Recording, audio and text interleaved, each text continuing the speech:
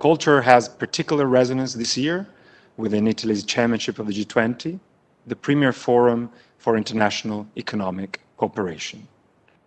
No one is better placed to illustrate this than Italy's Minister of Culture.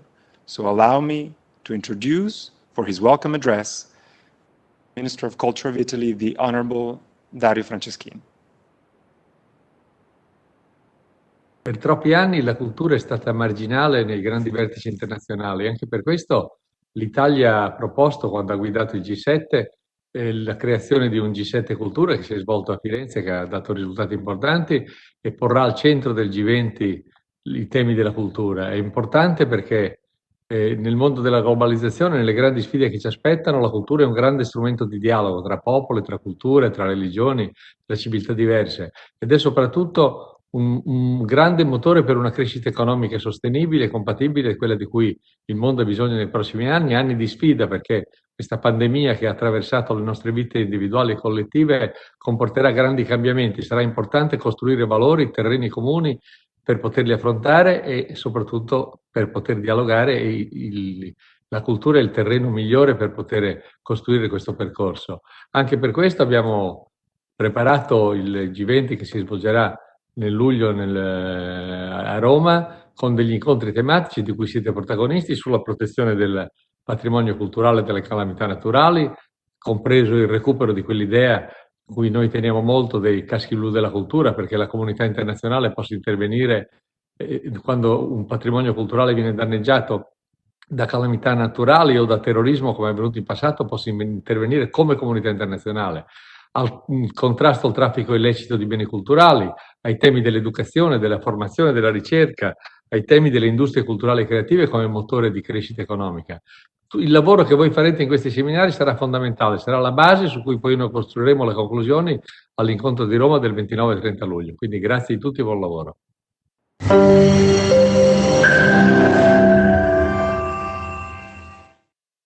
Thank you very much to Minister Franceschini for his words. As the Minister outlined, today and again on April 12th and on April 13, we will have opportunities for a high-level, open discussion among experts, academic, practitioners, and the institutions on some of the most crucial and current topics in the global conversation about culture. This will be a free discussion in these webinars. It will not be binding for our governments. Many of you will speak on a personal capacity, and I hope you will all speak your minds. But these webinars will provide input and suggestions that will be very valuable for the G20 Culture Workstream, which carries on in our Culture Working Group, meeting again in April, and it'll culminate in the ministerial meeting in Rome at the end of July. So you all are about to do very, very important work. So I thank you, we thank you.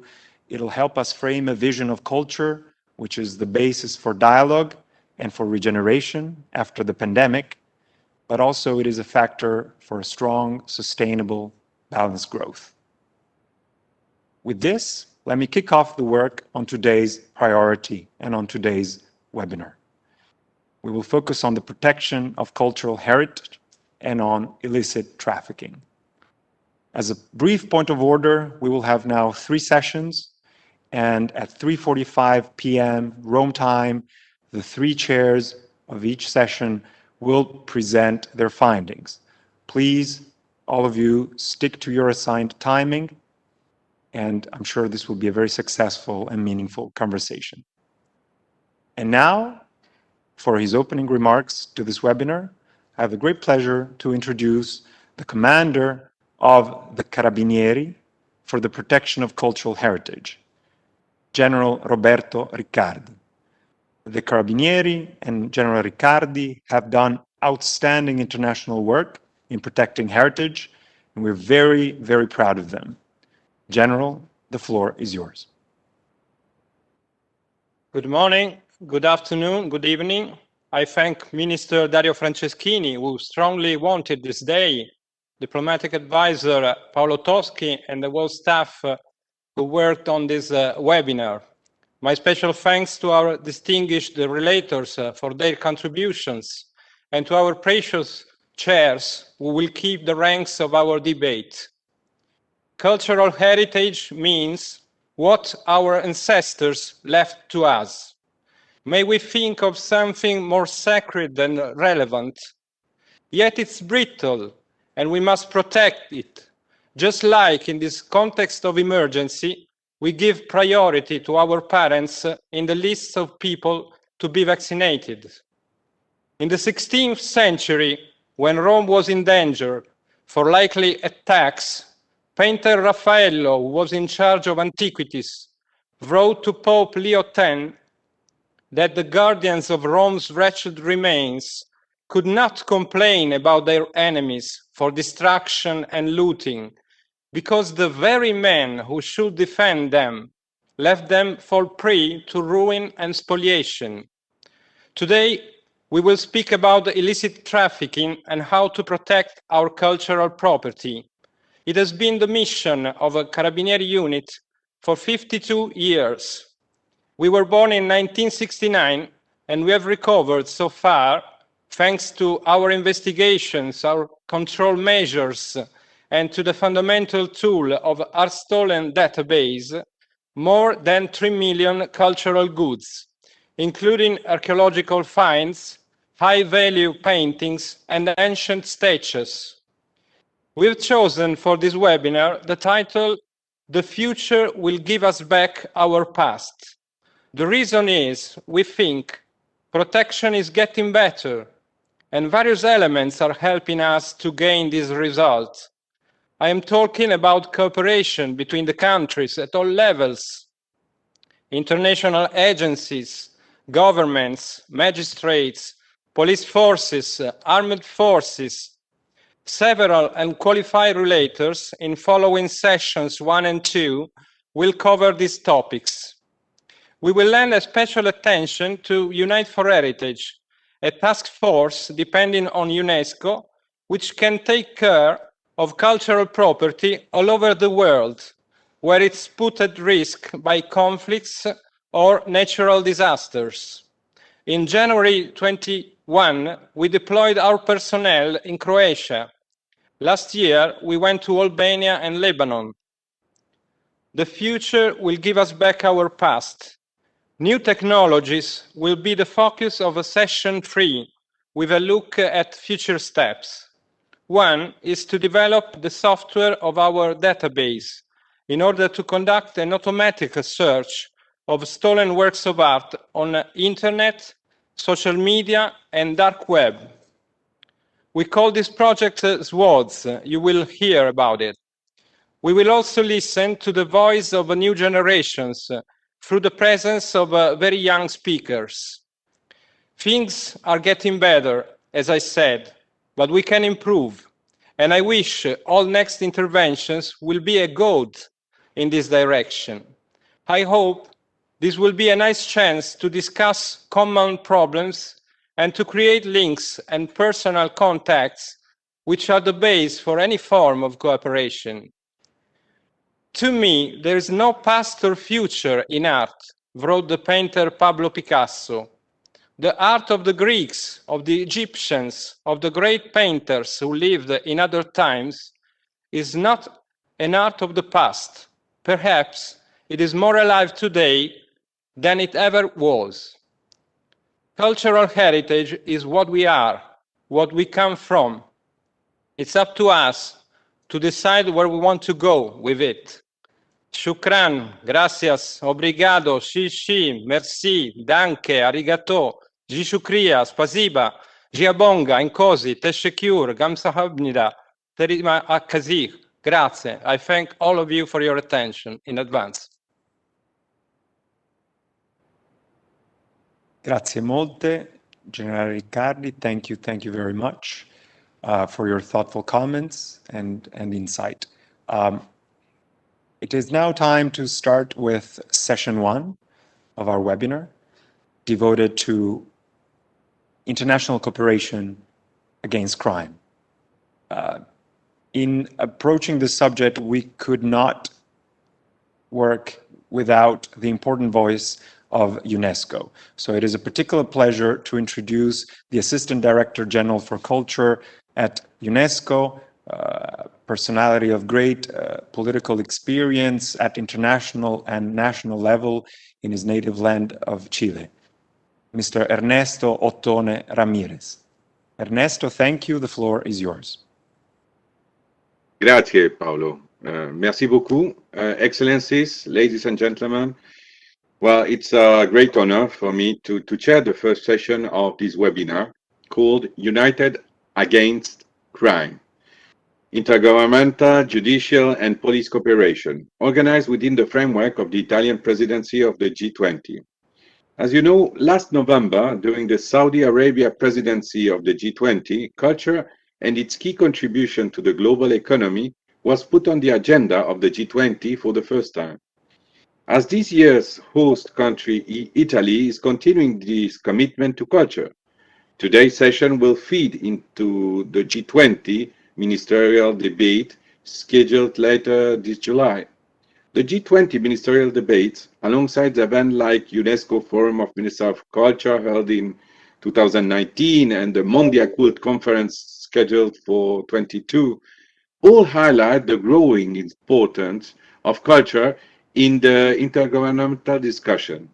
This year, Italy has decided to make the fight against the illicit trafficking of cultural property a key issue at the G20. It is no surprise that Italy, as it was remembered, is championing this issue, as Italy has always played a pioneer role in this field. In 1969, Italy was the first country to create a police unit specialized in the protection of cultural heritage. Over the past 52 years, the Carabinieri Command for the Protection of Cultural Heritage have seized more than 3 million cultural objects linked to illicit trafficking and established a database of more than 1.3 million objects. UNESCO's 1970 Convention of the Means of Prohibiting and Preventing the Illicit Import, Export and Transfer of Ownership of Cultural Property, which also calls for the creation of specialized forces dedicated to cultural heritage, take its inspiration from Italy in this regard. Today's meeting is also proof that the protection of cultural heritage requires the efforts of a wide range of actors. 50 years have passed since the adoption of the 70 Convention, which currently brings together 141 states party, with Comoros, who had ratified in the last weeks. The first international convention for the protection of cultural heritage in peacetime, the 70 Convention, has resulted in the adoption of the other key international convention, in particular the UNIDROIT Convention on stolen or illegally exported cultural objects. Together, these tools are allowing the international community to prevent the illicit trafficking of cultural property, establish notion of due diligence, and strengthen the role of museums in our society. The illicit trafficking of cultural property is growing. Global challenge and multilateral action is the only solution that we can see. Today, together with Italy, UNESCO has brought together key players in the field of cultural heritage protection and the fight against the illicit trafficking of cultural property. These include international organizations such as the International Criminal Court and our long-standing partners, Icom, Interpol, UNIDROIT, and the World Customs Organization. On the other hand, we will have the pleasure of hearing the perspective of the Heritage Commission of Saudi Arabia, as well as Turkey's Department for the Fight Against the Illicit Trafficking of Cultural Property. Without further ado, I will now give the floor to our panelists. But before we start with the panel discussion, I would like to remind you that I will give each of the panelists the floor to present their intervention. I would like to thank the speaker for keeping their intervention to 5 minutes each in order to leave time for debate at the end. So we're going to start. First of all, I want to leave the floor to Maria Chiara Malaguti. She's the president of UNIDROIT. She's a full professor of international law at Università Cattolica Sacro Cuore in Milan and Rome in Italy. She was appointed president of UNIDROIT on the 1st September. She's also legal advisor to the Italian Ministry for Foreign Affairs on trade matters and to the World Bank on modernization of payment system, financial markets, and governance. Maria Clara, please, you have the floor. Thank you, Ernesto. I'm extremely pleased to be here. And being the first one to speak, I think I really feel I should thank Italy for the organization of this event. Being Italian myself, I must say that I'm proud and feel the responsibility of working on culture, because culture is really the basics. It's really the starting point for everything, for peace in the first place. So now, you know, I mean, as president of UNIDROIT, as Mr. Ottone has already mentioned, we do have a convention, a 1995 convention on stolen or illegally exported goods and their restitution. So let me in the first place play with words and say that indeed the title of this event, of this conference, is perfect to what we try to achieve, which is indeed try to give back our past, not only because the future will give us back our past, but also because from the past we can build up our future.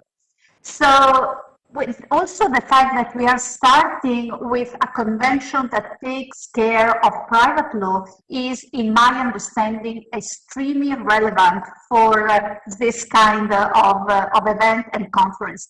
Because in my understanding, culture and cultural goods are part of public good, and as public good you also need the help of the private sector.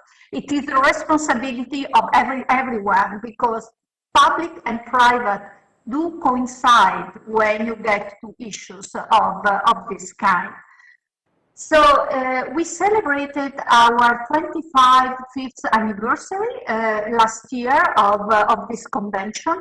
And what is the main point in our understanding with this kind of instruments? This is an instrument that addresses directly private law and the rules on restitution of goods, and it overcomes differences in the national legislation. So one of the main messages is that in order to be sure to give certainty and also to help even the market to progress, you do need to have certainty in regulation on how possibly to return for the restitution of goods. And we do this with an international convention, which together with the UNESCO, referring and being complementary to the 1970 UNESCO convention. But that convention focuses on public law, while now we do focus on private law. And we try to find a balance on the different interests to permit indeed the implementation, with also quite a, in my understanding at least, a far-reaching mechanism of implementation. We do have this convention. And I think this convention is working well, but it could work better if we had more countries adhering to that method. We also have another instrument, which are the UNIDROIT UNESCO model provisions for a second aspect that we should cover, which is, you know, that in many countries the laws on excavation do not permit the civil law to apply in terms of how to protect the ownership of states. So the state needs to have ownership rights on goods that are not identified yet. And for this, again, we elaborated with UNESCO a mechanism of private law for heritage protection. How could be, since the main object of this convention, of this conference, is also to try to improve the cooperation. How would you improve this kind of instrument? As I said in my first message, which I think is really the message, we should indeed have more ratification of these conventions, of our instruments, but in general of all instruments that would help in cooperation. We should also fill the gaps and try to identify where the shortcomings are in all instruments, and we should diffuse culture for common responsibility. And this is why we do have an academic project that takes care of this, just to not only to help states to implement the conventions, but also to build up a culture for culture and for heritage of the countries. So how we would cooperate and be happy to help with cooperation by national experts in groups of states, by data exchanges, by all possible forms of cooperation to help young people to see the issue and fight for that specific issue. So I'll stop here because I see that I'm already out of time. And I do repeat, the private sector is fundamental, because what is private is public, what is public is private. And it is fundamental that we keep on building on this. So thank you, and sorry for the few seconds I spoke over my 5 minutes. Thank you very much, Maria Chiara. Now, I would like to move on the second intervention by Madame Sophie Delapierre, who is Head of Heritage Protection Department of Icom.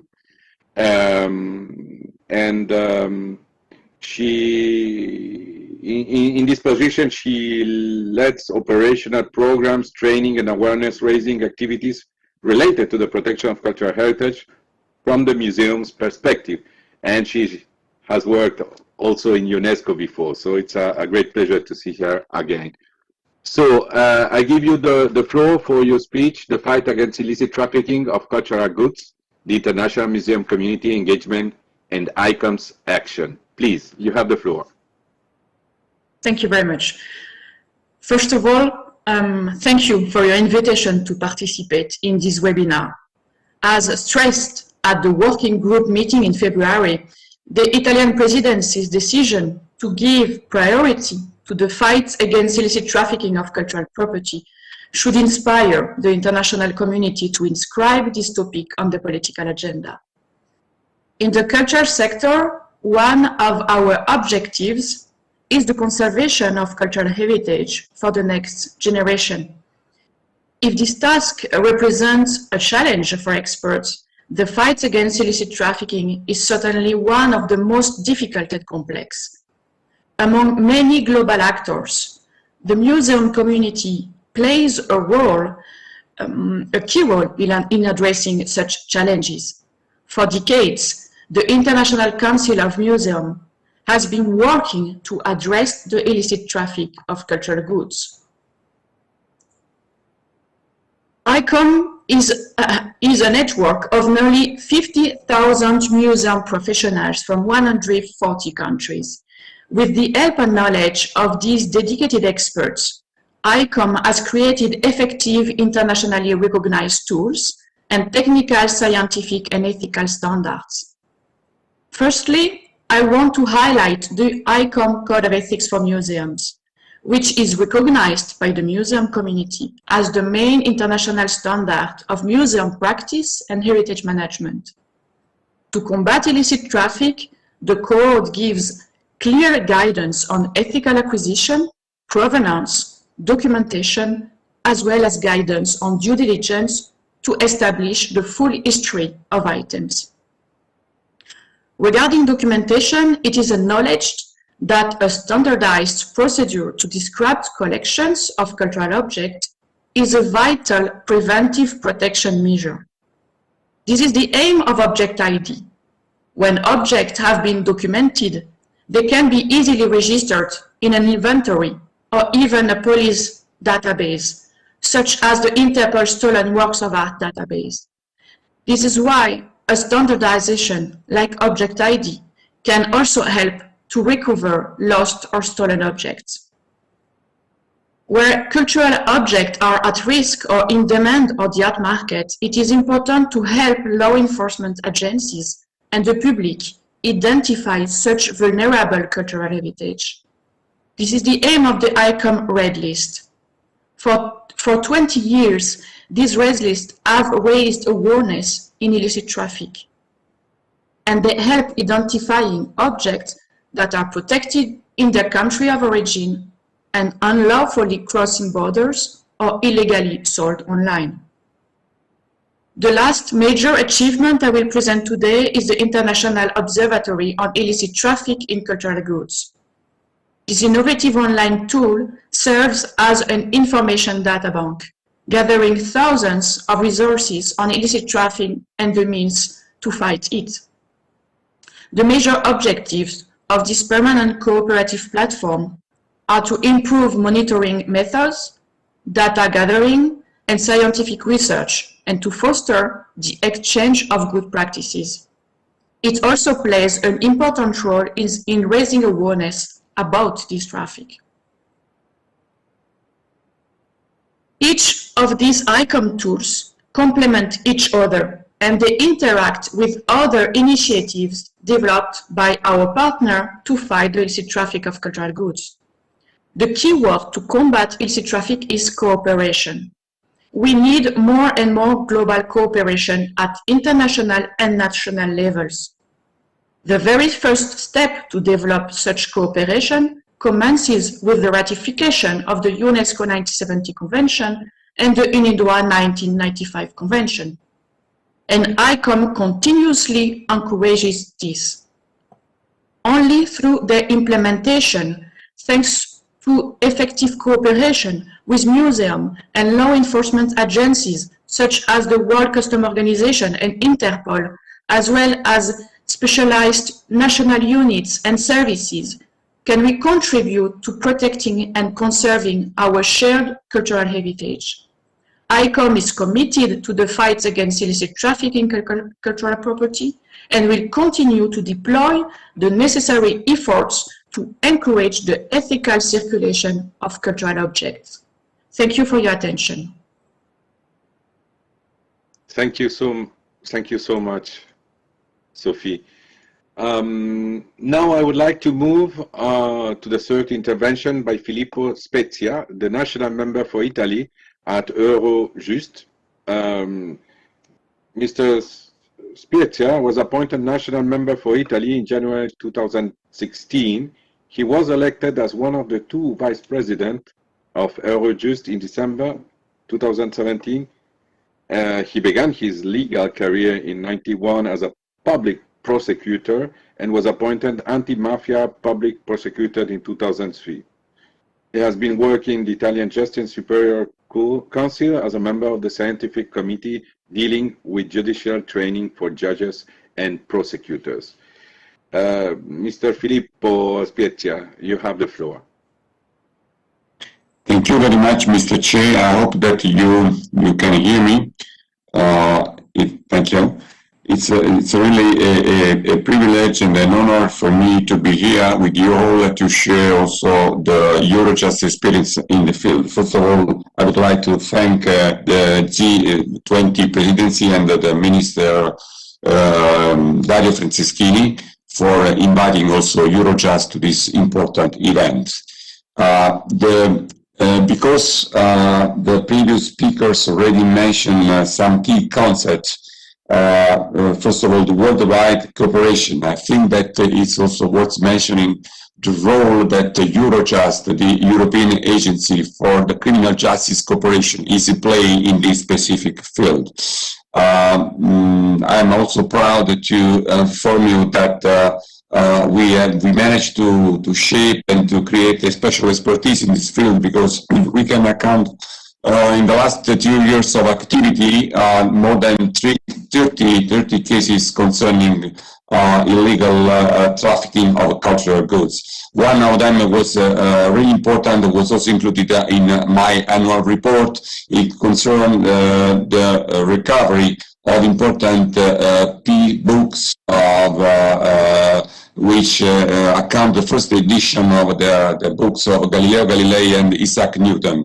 This was the result of a cooperation with the UK, with the Romanian judicial authorities, which led in January 2020 to the arrest of the leader of this criminal group and also to the recovery of these books. So why Eurojust is a key player as well, along with Interpol and other international organizations? Because very often trafficking of cultural goods means several illegal activities which can take place in different jurisdictions. If you have an importation or exportation of cultural goods, you have also some illegal activities which take place in different jurisdictions. And the main mission of Eurojust is exactly to facilitate the judicial cooperation and coordination of investigations.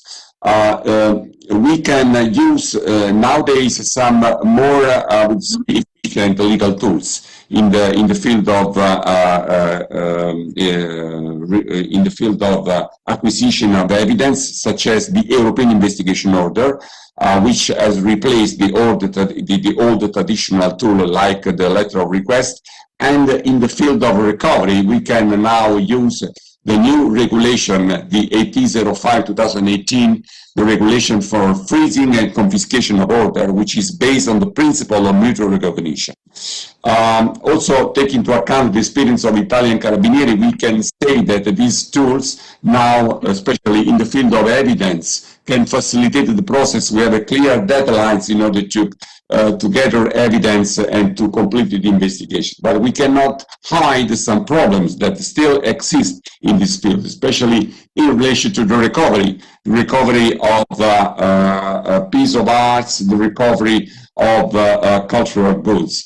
There is an improvement also in light of the regulation, because we have expanded, thanks to this new regulation, the concept of criminal proceeding. The idea now that you can issue the freezing order and the confiscation order in any proceeding related to criminal matters. This means also the possibility to issue such orders even when the proceeding is not ending up with a conviction.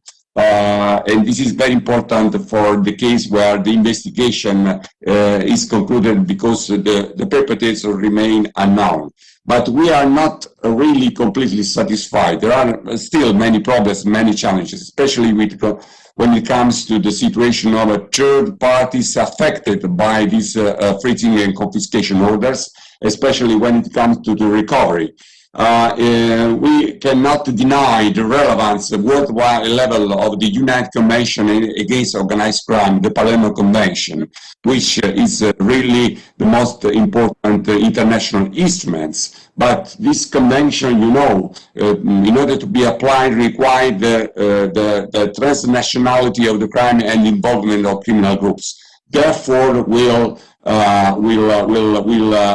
support the idea to have still a new legal framework, a new convention, which should take into account the specific legal requirement to overcome the principle of double criminality, to recognize confiscation irrespective of a final conviction when the criminal responsibility has anyway been proven as far as the merit of the proceeding, to encourage the setting up a joint investigation team, to have a very clear set of circumstances based on which one can exclude the possibility to invoke the bona fide. So we hope that the international community will work on the way to adopt a new legal convention, which taking specifically into consideration the judicial cooperation, which go along with the administrative cooperation and the cooperation with all the institutions. So the holistic approach is the key words in our opinion, in our experience. We remain able to support all the actors in the field, on the field, in order to recover a piece of art, in order to tackle this very serious criminal phenomenon. Thank you very much.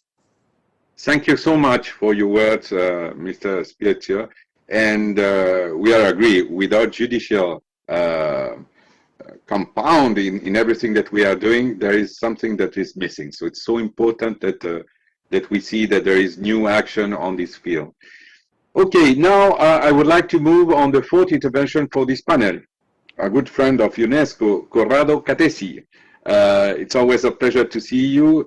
He began as a police officer in the Carabinieri Corps. After working in different operative departments as a commander, he dedicated his last 17 years in the fight against the illicit trafficking on cultural property. Out of them, for 8 years, he belonged to the Carabinieri for the protection of cultural heritage. Now he's in charge of the work of art section in the Interpol Rome. It's a great pleasure to have you with us. Corrado, you have the floor. Thank you very much, dear Mr. Chairperson. And first of all, allow me to thank the Italian G20 presidency to invite Interpol in this key webinar in fighting the illicit traffic of cultural property. Illicit traffic of cultural property is an international serious crime that affects all countries worldwide. No nation can consider itself immune from this crime, and if it happens, it's only because there are not national data that don't allow the nation to have a full picture of the situation, of the national situation. In Interpol, since 2016, we've been starting to send questionnaires to all our member countries to receive information, to receive data on theft, offenses, and the number of the stolen objects. As you can see from this slide, the 79 member countries were able to send us an answer.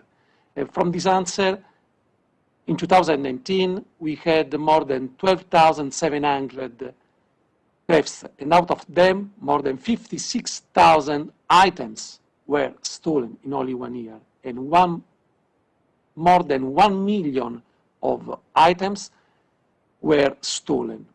And also were seized more than 6,500 counterfeit objects of art. As you can see from this slide, the most important part of this data are coming from Europe. Why we have this kind of information? This is because in some country, sorry, I have a problem to move the slide.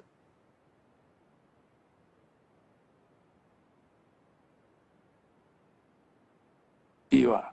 Now, why? Because we have 4 main problems. The first is the lack of a specialized police unit. Without it, it's absolutely impossible to think to be able to identify, dismantle, organized criminal groups. All the possible success will be only given by chance. The other problem, main problem, is the lack of national stolen works of art database. Without the national stolen works of art database only dedicated to record stolen items, it's absolutely impossible to identify after some months an object stolen, especially if it's put on sale online or in the field worldwide, out of the country, of the victim countries. And also another key problem is the lack of specific national law. Not in all countries we have a very strict national legislation to protect the cultural heritage. But the main problem for us as Interpol is the lack of confidence with the matter among police officers and customs, among law enforcement. Normally this crime is considered as a naive crime. It's difficult for law enforcement sometimes to think that behind this crime there is international criminal organizations that are gain a lot of money from this crime. Still problem in changing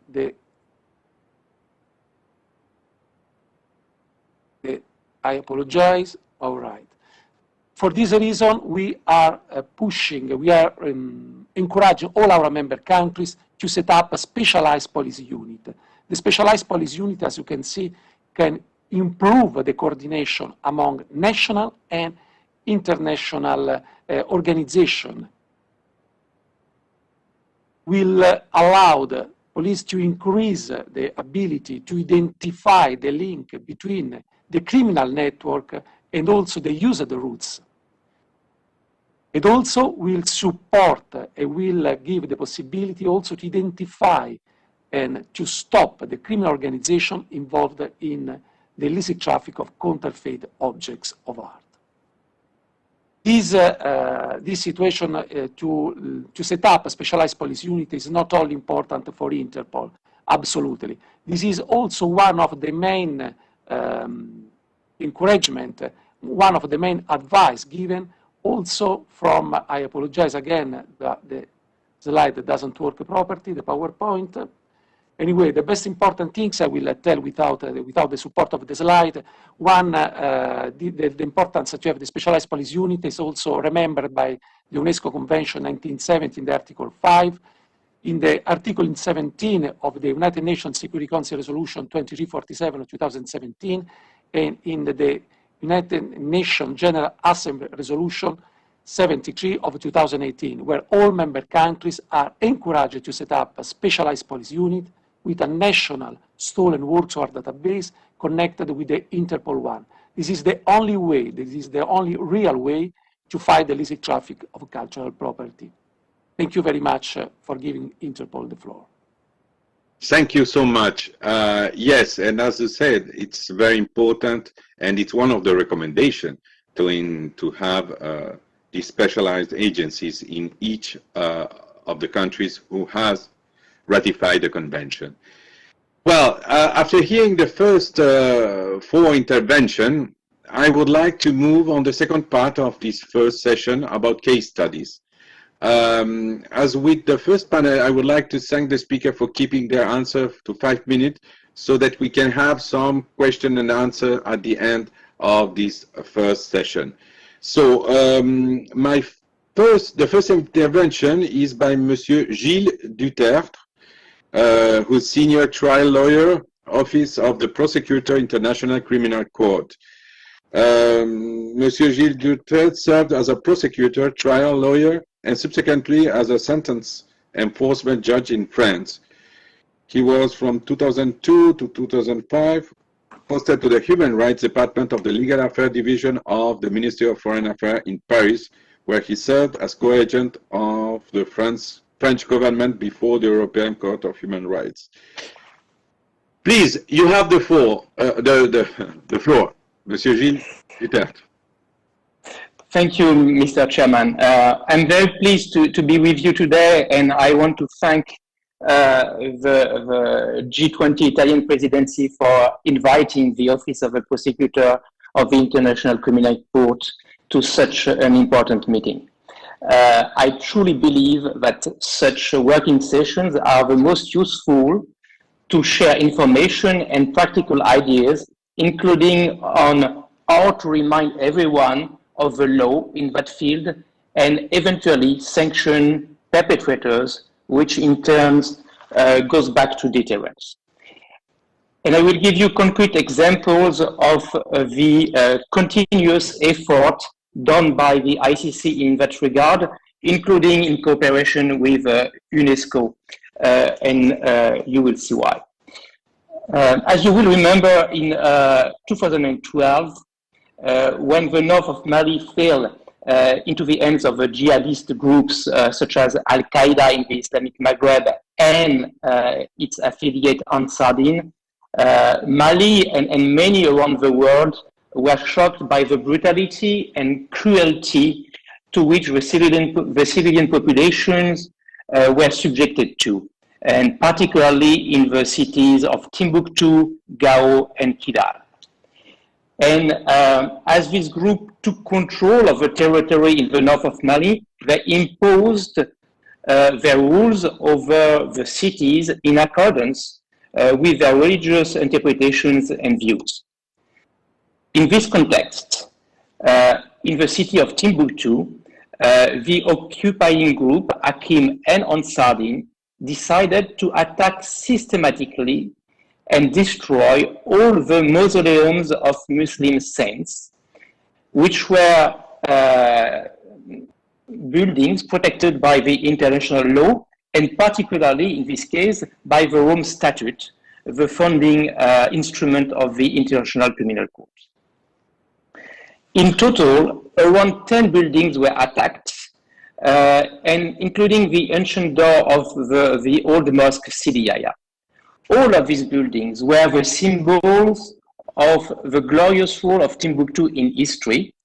All these buildings were precious to the local population and at the heart of religious beliefs and practices, and most of these buildings were also registered on the World Heritage List. And at this juncture, let me stress upfront that the Rome Statute has a variety of tools allowing for the prosecution of such acts. And in this case, Timbuktu 2012, we prosecuted Mr. Al-Mahdi, head of the morality brigade established by Ansardin and Hakim in Timbuktu in 2012. And he was charged for the war crime of intentionally directing an attack against those 10 buildings dedicated to religion and with an historic character. We developed an interactive platform to best present and link all the evidence we had collected. And in light of this overwhelming material, Mr. Al-Mahdi decided to plead guilty. He was sentenced to 9 years imprisonment by the trial chamber in 2016. And very importantly, in the course of the trial, he regretted publicly his acts. It's our prosecution can be effective in the sense that it leads to a conviction, but also to a perpetrator expressing his regrets about his acts. And it's particularly telling for the population on the ground and hopefully for the other perpetrators. The mandate of the Office of the Prosecutor of the ICC is to independently and objectively investigate and prosecute the grievous crimes of concern to the international community as a whole, namely genocide, crimes against humanity, war crimes, and the crime of aggression. And in this context, I want to stress that the Al-Mahdi case is an important example of the ICC prosecutor's effort to demonstrate that it is crucial for the world to recognize the seriousness of war crimes of deliberate destruction of cultural heritage and the irreparable loss to humanity when historic and cultural sites are targeted and destroyed.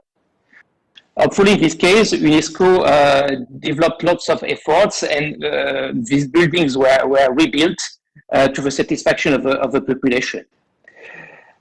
Let me add that the International Criminal Court is currently seized of another case still related to Timbuktu in 2012. It's the Al-Assam case. The charges are various, but it includes, again, the war crime of intentionally directing attack against these buildings I was talking about, the mausoleums of Muslim saints. And we also took an additional qualification, which is the crime against humanity of religious persecution. Because as a matter of fact, we submit that attacking religious building is also an underlying act of religious persecution. And that shows the multiplicity of legal qualification we can use. I cannot be exhaustive in that regard, and I'm conscious of the time, but we could also envisage in another case to add the crime of cultural persecution too. So one last word. The OTP, the Office of the Prosecutor of the ICC, is putting great attention to the protection of cultural property. And in that context, we recently published a draft policy paper on cultural heritage that was notified to all stakeholders, including UNESCO, state parties, and it's publicly available for feedback so that we can improve to our best interest this document, which is useful for our teams to keep doing our work and prosecute perpetrators of such heinous crimes. Thank you for your attention. I hope I was not too long. No, thank you so much. It was a very great case study as we are following it, and we see that it has been a very impactful case, this one in Timbuktu. So the second intervention on this case study will be from Maria Polner. She's the Senior Policy Advisor on Enforcement and Compliance Subdirectorate from World Customs Organization, and since 2015 she has also been responsible for the WCO Global Program on Contracting Illicit Trafficking of Cultural Objects. Maria, you have the floor. Thank you very much, Chair, and good afternoon, everybody. It's my pleasure to be here on behalf of the WCO, and I would like to thank G20 Presidency for the kind invitation to participate in this important webinar. When thinking what I can bring to the table today, I thought of talking with you and discussing the issue of using the international legal framework when it comes to customs seizures and afterwards restitutions. Now, there is one important thing to mention from the very beginning. We, as the World Customs Organization, and our members are not directly involved into the process of ratification of conventions. This goes beyond our remit. We are an executive agency, that works on the ground and basically uses different tools that are provided by the international legal framework and the national legal framework in order to counter trafficking of cultural goods. But the role of the WCO, one of the roles of the WCO in this particular domain of trafficking is to raise awareness on the availability of different tools and the way how they are transcribed in the national legislation. So the potential of the tools that could be used to the fullest by the customs authorities that may not be necessarily aware of these tools, and also the guidance how to apply these tools to a particular case. So that is why today I will present you one of the case studies that has been quite a challenging one. It just finished last autumn, in autumn 2020, and it all started by our colleagues from the Argentinian customs last winter contacting the WCO with the intelligence regarding the container that may have had illicit goods in the container. They provided information through the secure communication channel RKO that is provided by the WCO to all law enforcement agencies around the globe, both customs and police, security agencies, and also ministries of culture, particularly agencies that are responsible for issuing export permits. So the information, this intelligence was passed to colleagues from Spanish customs because the container was moving to the port of Valencia in Spain. The Spanish customs received the intelligence, and on their own end they started an investigation. Upon the arrival in the port of Valencia, the container was targeted, it was found. There were several inspections that were made, and indeed, during the physical inspection of the containers, more than 4,000 fossils from the province of Rio Negro were found. Among these fossils were 5 dinosaur eggs. The price of these dinosaur eggs on the black market is around 150,000 euro. There was also a full specimen of a dinosaur in the container, along with other very highly valuable specimens, very highly valuable fossils.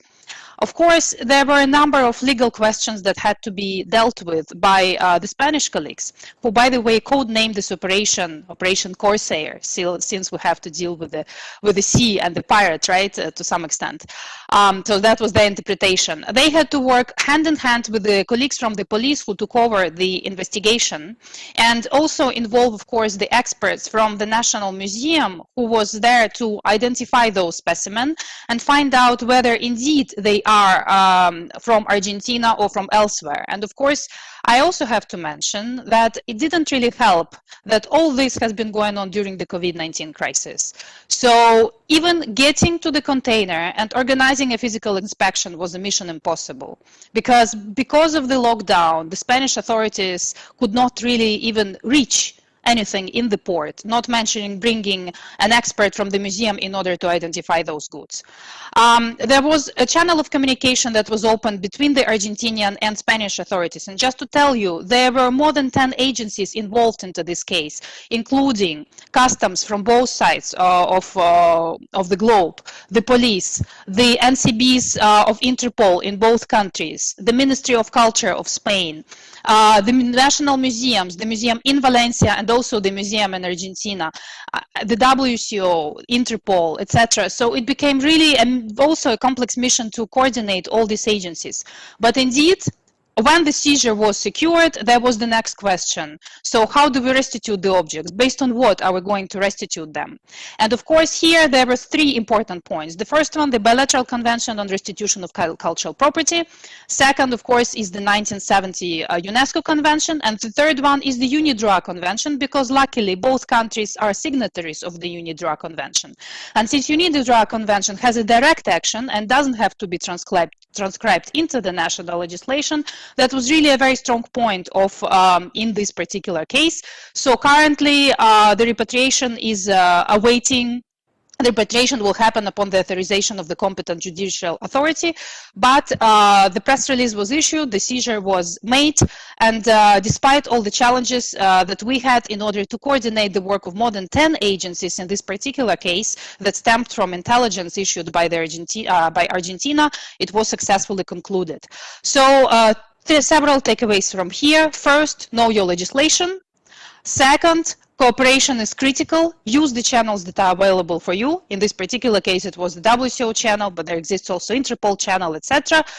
Third is awareness raising among all the agencies on the tools that they have in their national jurisdiction, because my legislation will not apply to you, nor does yours apply to me. So that is why it's critically important to know your legal basis and stand your ground. And with this, Chair, I would like to thank you for your attention. Thank you so much, Maria. Okay, so now we go to Bandar Al-Malak, advisor for the World Heritage Unit of the Heritage Commission. He is a senior advisor of the World Heritage Sites at Saudi Arabian Heritage Commission and the Ministry of the new Minister of Culture. So please, Bandar, you have the floor. Thank you, Chair.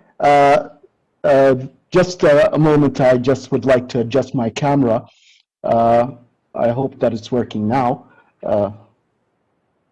Anyway, I would like to present the initiative and examples regarding the combating of illicit trade in cultural properties in the Kingdom of Saudi Arabia, and our maybe a way of cooperating in this field. So within the framework of the massive efforts made by the Saudi government in preserving national culture and civic heritage, it began early in an early age to establish an entity, which is right now the Heritage Commission, responsible for the kingdom's antiquities and enact national laws, regulations, and systems guaranteeing the protection of its national cultural heritage and contribute to the development of this facet in all fields of the requirement. From this point, the Heritage Commission was able to retrieve many cultural properties that were illegally taken from their countries of origin in cooperation with local and foreign governments and institutions. So the most important initiatives and policies undertaken by the Commission to combat illicit trade in cultural goods, where the Kingdom has signed several international agreements that regulate operations to prevent trafficking in cultural goods that are illegally exported from their countries of origins. These efforts include ratifying the conventions on measures to prohibit and prevent illegal import, export, transfer of ownership of cultural goods, or the 1917 Convention that was ratified in 1976 by the Kingdom of Saudi Arabia, thus making it among the forefront state parties to ratify the conventions. Also, the issuing of the Antiquities, Museums, and Urban Heritage Law by a royal decree in 2015. This law considers UNESCO conventions and provides new article for combating illicit trades and cultural property. The most important initiatives and policies undertaken by the Commission was to launch an international symposium on illicit trafficking of cultural properties and returning them to their countries of origin with the participation of international scholars and experts. That was arranged in 2012 with the generous sponsorship of His Royal Highness, the custodian of the two holy mosques. The Heritage Commission also held a workshop on combating cultural crimes and antiquities trafficking in cooperation with the United States Embassy in Riyadh, carried out by the Saudi experts with the participation of specialists from partners, commission researchers, and from regional branches. That was in 2017. We also have examples of successful projects in the field of combating illicit trafficking of cultural goods, including cooperation with Saudi Aramco, which has succeeded in protecting cultural properties that falls under the company's scope. And this cooperation resulted in the recovery of more than 30,000 objects. And also the return of properties within the framework efforts made by the kingdom's government in coordination with the concerned foreign and domestic authorities also resulted in seizing Iraqi cultural property smuggled into the kingdom that belonged to the Library and Documentation House in Iraq, lost since 2003. Within the commissions we have is the Royal Commission for Al-Ula, which is also a cultural entity. So in addition to its national efforts, the Royal Commission of Al-Ula has also created specific local regulations that are complementary to the existing law, the law of antiquities and museums, addressing all particularities of the incredible challenge in protecting unprecedented volume of heritage assets. Also, then promoting the creation of the Kingdom Institute as a flagship efforts in Al-Ula. This institute will include in its educative program actions related to combating illicit trafficking in cultural property, providing training for all major partners and entities within the kingdom, creating networks, establishing operational tools to heritage professionals and other national and international interested actors. With this, I would like to thank you very much. Thank the Italian presidency for their efforts. Thank you. Thank you so much, Banda. It was a great experience to put it in one country as an experience and how you are dealing with all these instruments. Now we go to the last intervention by Zeynep Boz, who is the head of department combating illicit trafficking, and who is the author of the toolkit that she's going to present to us, European Judiciary and Law Enforcement. Well, she's a very good friend also from UNESCO. She worked with us in the convention of the 70s. So, Zeynep, you have the floor, please. Thank you very much, Ernesto, and thank you very much to Italian delegation, Italian authorities for organizing this webinar on such an important topic. So today I'm going to share you some information about the toolkit on fighting the illicit trafficking of cultural property, which was specifically addressed to European judiciary and law enforcement. So in this toolkit, it was published by UNESCO in 2018, and it was published in the framework of an international cooperation, I would say, between UNESCO and the European Union. So the book basically includes the chapters that are in front of you, the international and regional legal framework, the concept of illicit trafficking, mutual legal assistance and special investigation techniques, as well as interagency cooperation are the main chapters of the book. So why it's important, as we have already discussions on the issue, it's important because this manual, yes, it has a regional scope, but it includes all international conventions and available practical tools also. So this manual basically gives general information on these tools, while providing case studies and exercises to its readers. In this case, I presume that interested states may be using this manual or a similar one that they could produce in line with their national needs for the training of their newcomers. The preventing illicit trafficking in cultural property is a very technical issue because it's not as black or white, it's a gray area. For example, all law enforcement agencies would know that smuggling in heroin or human is totally prohibited in every place on the world. But when it comes to cultural property, we always have this very conventional distinction, I would say, source countries, market countries, and transit countries. Then it is totally prohibited to own, let's say, an archaeological object in one country, even not notifying the authorities about the finding of this object is a crime. In another country, it is easily sellable on the open market and there is no punishment or crime on that. So that's why it makes the area, in my understanding, a bit gray. This also urges us to be very well informed about what is our legislation, as very well highlighted by Ms. Polner. What's our legislation? What are the available international tools? Which kind of organizations can help me when I need an assistance? So this book aims at answering these questions and more. Most of the countries, including the G20 countries, we have our training curricula matters regarding prevention of illicit trafficking for law enforcement, also for cultural heritage professionals.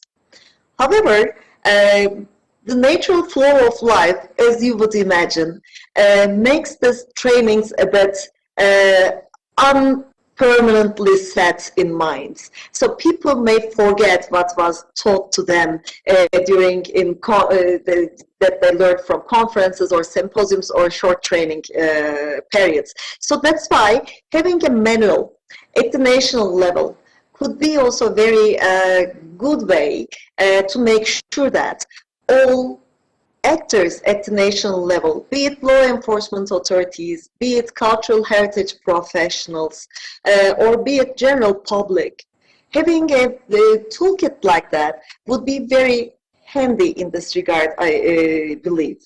And I also believe that this publication of UNESCO, which I had the honor to draft, of course in great support of UNESCO colleagues, Interpol, Icom, and WCO, provides a kind of a frame for the national authorities to follow a similar example. By the way, I'm sorry, I shouldn't forget that very much dear and important organization of UNIDRO, also, who supported greatly while I was drafting that book.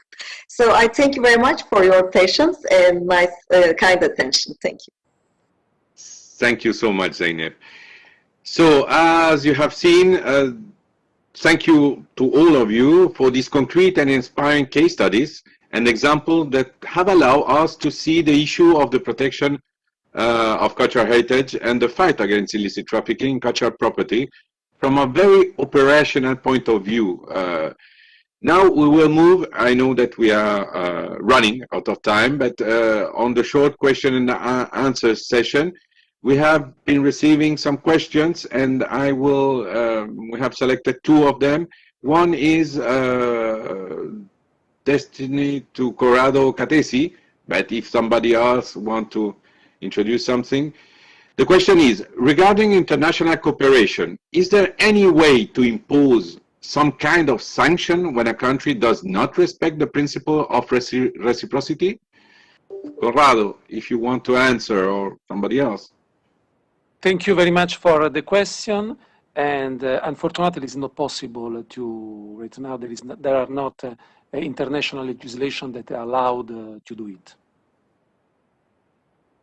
It was very concrete as answer. I don't know if another colleague of the panel. I would like to add that according to the jurisprudence of a Court of Human Rights, in some specific cases, the lack of cooperation can mean a violation of fundamental human rights. So the judicial cooperation, it's not an option, it's a duty, it's a clear obligation. I think that in the spirit of loyal cooperation, at least in the framework of the European Union, there should not be a gray area where we lack cooperation, we lack judicial cooperation. Unfortunately, as several speakers have already underlined, the problem of the diverging legislation at national level still hamper the efficiency of judicial cooperation. So I've appreciated the intervention of other colleagues previously, which underlined the need to have a full awareness of the legislation in different domestic legislation. But also for this, I think that the role of the international agencies, regional agencies like Interpol, Eurojust, Europol can play a role to help practitioners when they have to tackle and they have to face the diverging national legislation. Thank you. Thank you. Thank you so much. There is another question for Maria Polner. How can we deal with so dissimilar legislation about cultural property in different states in the custom organizations? Thank you for the question. Indeed, there is a problem with the legislation when it comes to importation and exportation procedures. So because your import does not necessarily mean my export, which means that if you have restrictions on export, I'm not necessarily obliged to implement them. And the only way to implement them is if both countries were a signatory to the New Drug Convention. And this is what happened in the case study that I chose for today's discussion between Argentina and Spain. Because there were no other questions. This body of law was sufficient enough in order to guarantee that the export legislation in Argentina would be implemented accordingly, or mirrored, if you will, in Spain. Unfortunately, it's not the case in many countries, and there are other legal instruments that can help to bridge that gap. For example, the bilateral agreements that are allowed within the scope of the 1970 Convention. This is the way how Switzerland resolved this matter, as well as the United States. So, and there are other jurisdictions that also went this way. So in order to implement the 1970 Convention, they chose to conclude bilateral agreements with the so-called vulnerable source countries. So I think in the United States, currently there are 17 or 18 agreements in place, which basically means that upon import into the United States, certain categories of cultural objects coming from those countries are protected. And therefore, there is much higher scrutiny in terms of the import procedure.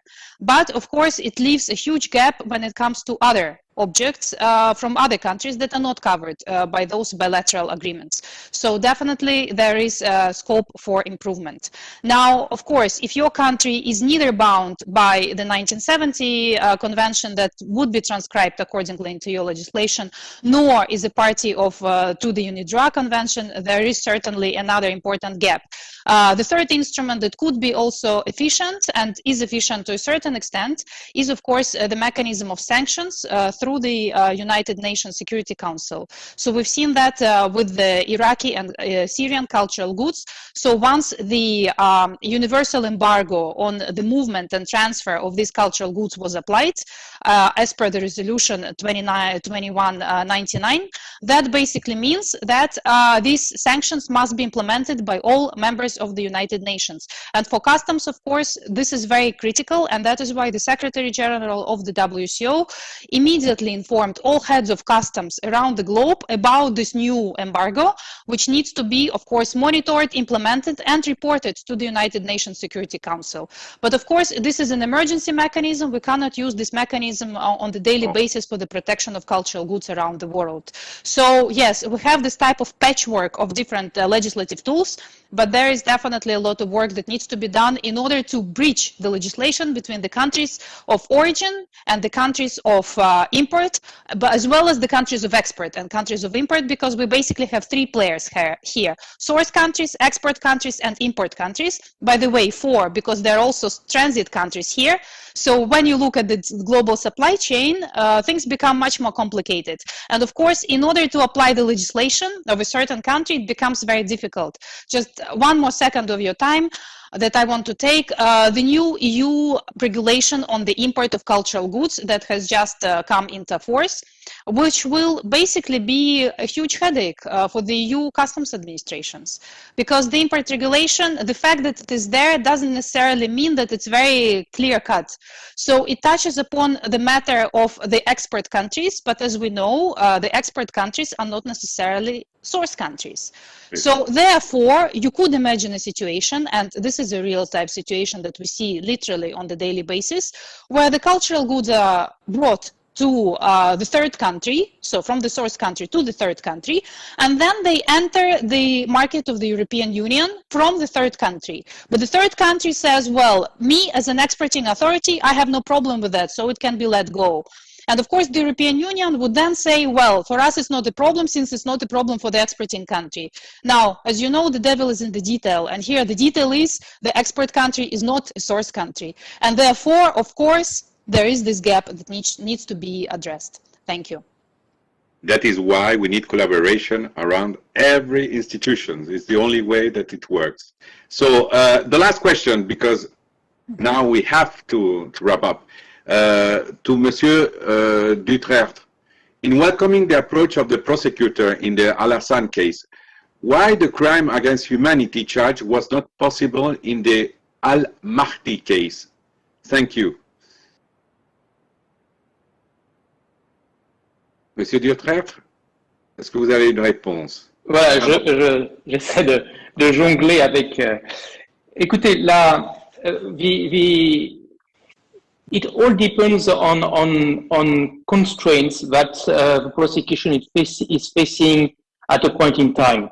The starting point is we have to prove the charges beyond reasonable doubt.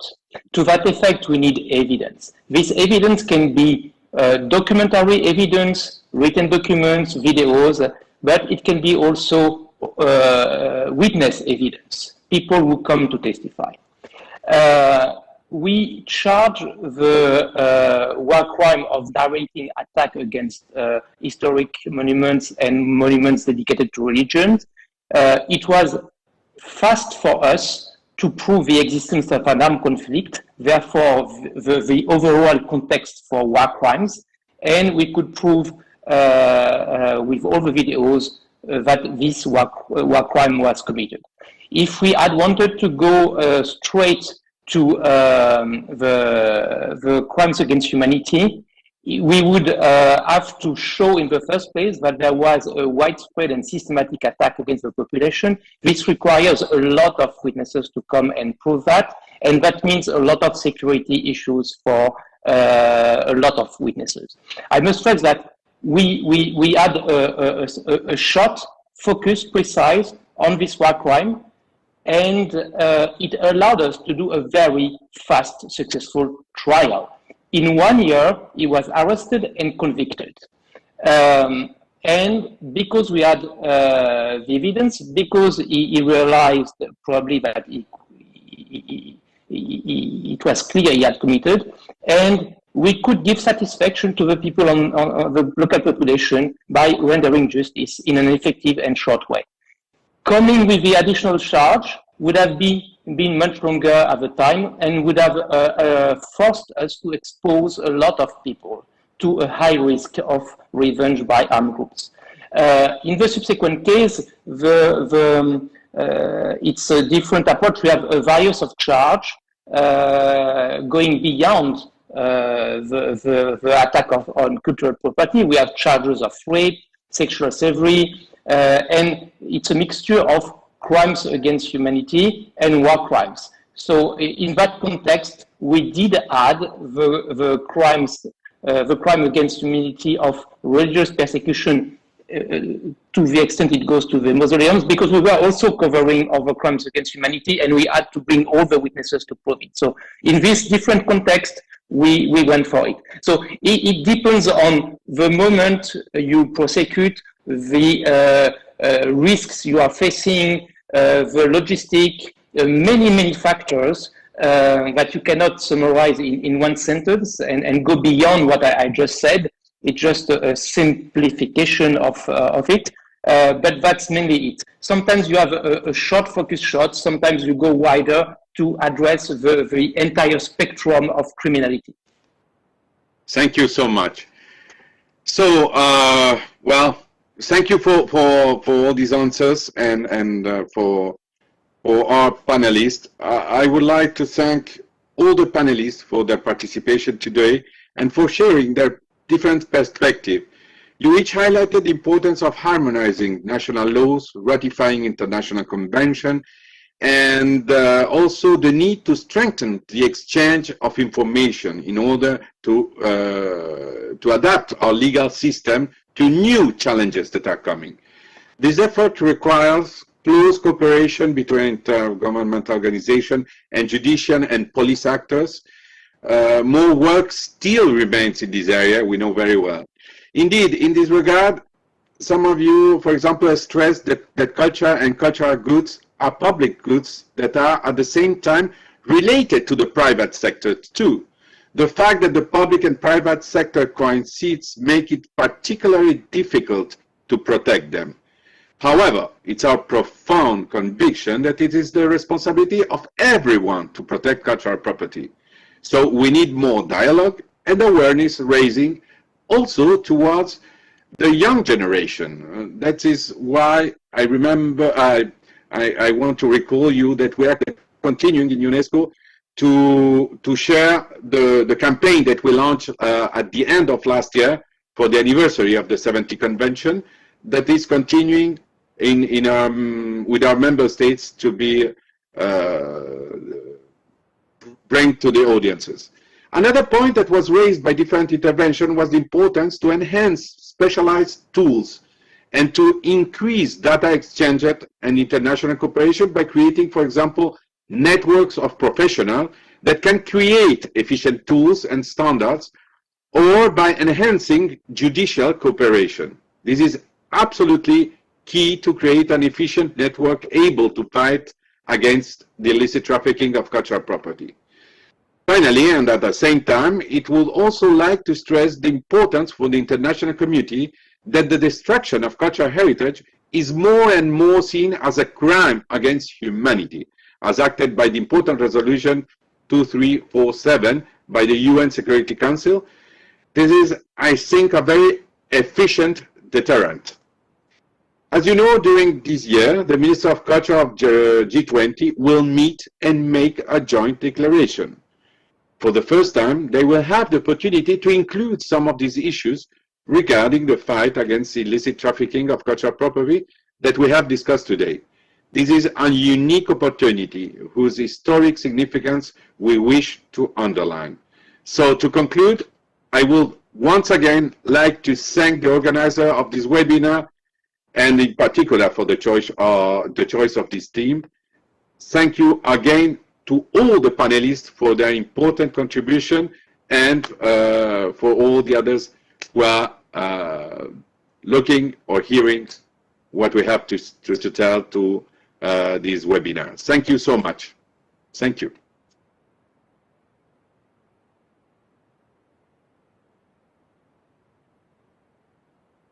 Per troppi anni la cultura è stata marginale nei grandi vertici internazionali, anche per questo l'Italia ha proposto, quando ha guidato il G7, la creazione di un G7 Culture che si è svolto a Firenze, che ha dato risultati importanti, e porrà al centro del G20 i temi della cultura. È importante perché nel mondo della globalizzazione, nelle grandi sfide che ci aspettano, la cultura è un grande strumento di dialogo tra popoli, tra culture, tra religioni, tra civiltà diverse, ed è soprattutto un grande motore per una crescita economica sostenibile e compatibile, quella di cui il mondo ha bisogno nei prossimi anni di sfida, perché questa pandemia che ha attraversato le nostre vite individuali e collettive comporterà grandi cambiamenti. Sarà importante costruire valori, terreni comuni per poterli affrontare e soprattutto per poter dialogare, e la cultura è il terreno migliore per poter costruire questo percorso. Anche per questo abbiamo preparato il G20 che si svolgerà nel luglio a Roma, con degli incontri tematici di cui siete protagonisti sulla protezione del patrimonio culturale e delle calamità naturali, compreso il recupero di quell'idea cui noi teniamo molto dei caschi blu della cultura, perché la comunità internazionale possa intervenire quando un patrimonio culturale viene danneggiato da calamità naturali o da terrorismo, come è avvenuto in passato, possa intervenire come comunità internazionale. Al contrasto al traffico illecito di beni culturali, ai temi dell'educazione, della formazione, della ricerca, ai temi delle industrie culturali e creative come motore di crescita economica. Il lavoro che voi farete in questi seminari sarà fondamentale, sarà la base su cui poi noi costruiremo le conclusioni all'incontro di Roma del 29 e 30 luglio. Quindi grazie di tutti e buon lavoro.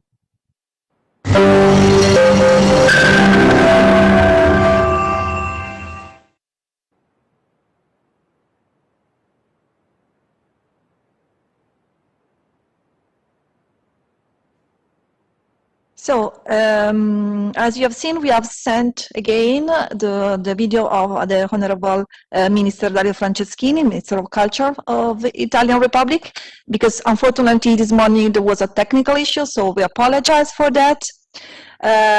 We are slightly late with our schedule, but not too much. So I'm very much pleased to give now the floor to our next chair is Ms. Tara Gutman.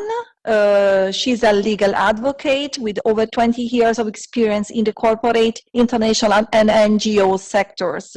And Tara leads the Australian Red Cross, International Humanitarian Law Advocacy and Home Policy and Law. So, Ms. Tara Gutman, the floor is yours. Thank you very much. Good evening from Canberra, Australia, everybody, and good afternoon to you in Europe. It's a great honour to be here this evening with you, and thank you very much to the Italian presidency for continuing Saudi Arabia's terrific initiative to include culture on the agenda. And thank you very much to the audience for your generous attention this evening.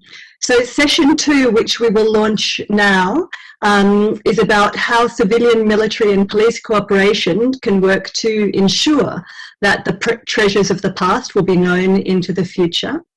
From my own perspective as a humanitarian and an international lawyer, the protection of cultural property is very much a humanitarian issue. My organisation, the Red Cross Red Crescent Movement, is, as you know, no doubt, a neutral body with an exclusively humanitarian mandate to protect the lives and dignity of vulnerable people. And part of our work includes the promotion of the universal participation in laws protecting cultural property in armed conflict.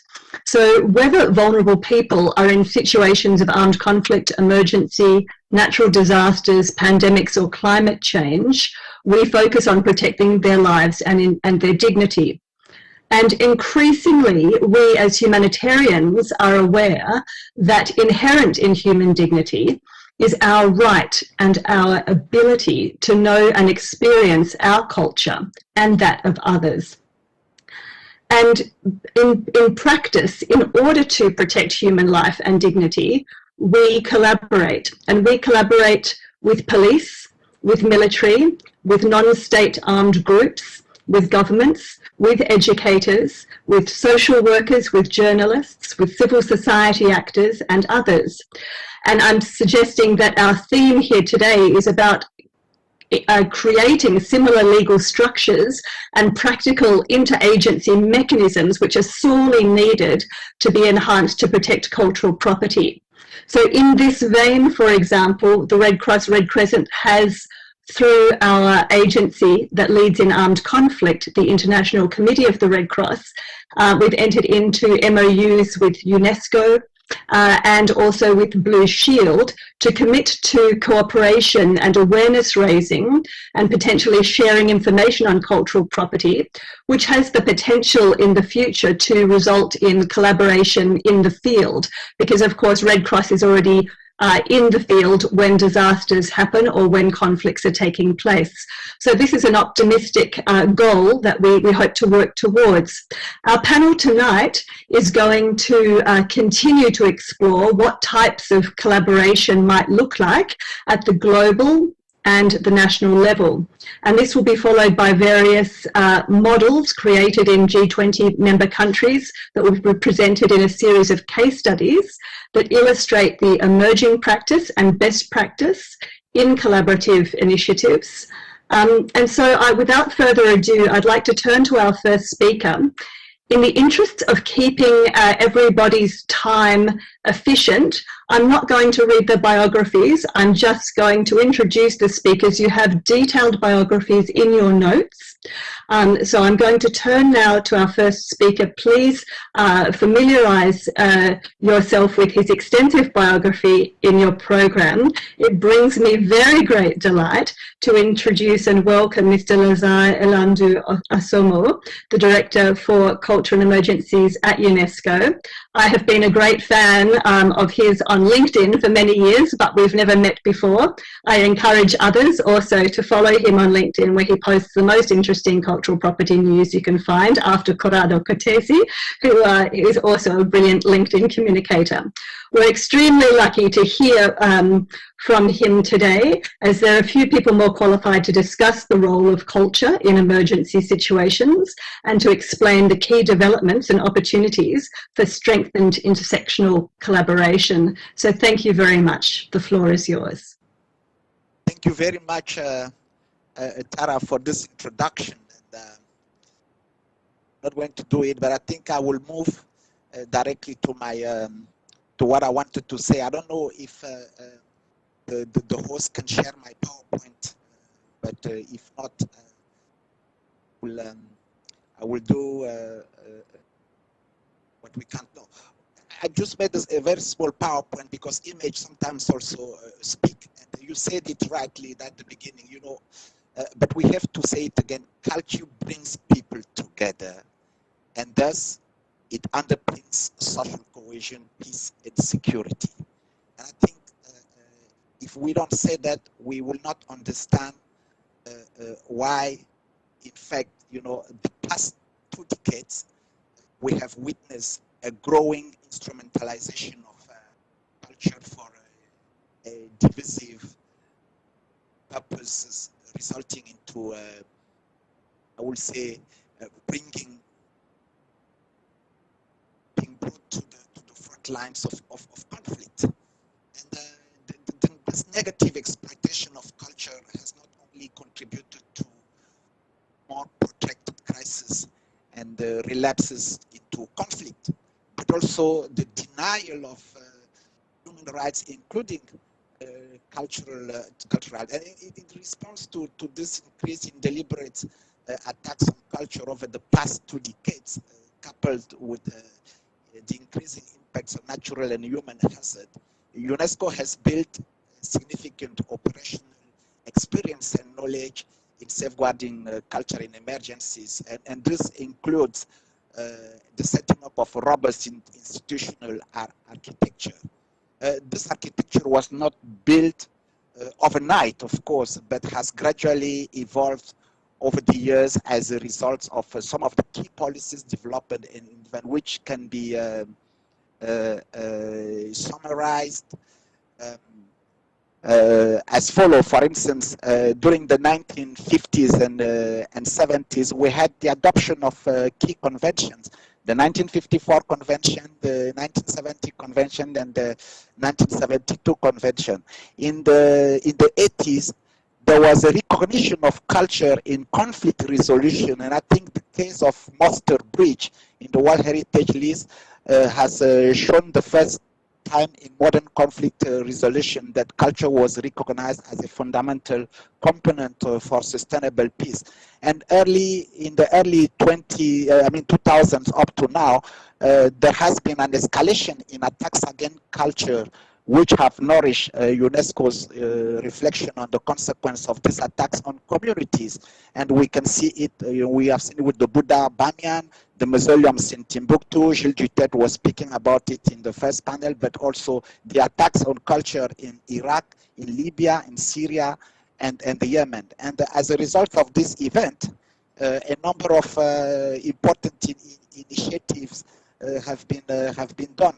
The declaration of intentional destruction, and I can go on, the Security Council for the first time that recognized cultural heritage into the mandate of peacekeeping mission in 2013, the important reconstruction of the mausoleums in Timbuktu, and our latest project, which is the 2018 Revive the Spirit of Mosul. But however, there was more to be. Lazare, I'm very sorry to interrupt you for one moment. I'm sorry. Could you just put your mouthpiece a little closer to your mouth? We're just having some interruptions in your audio.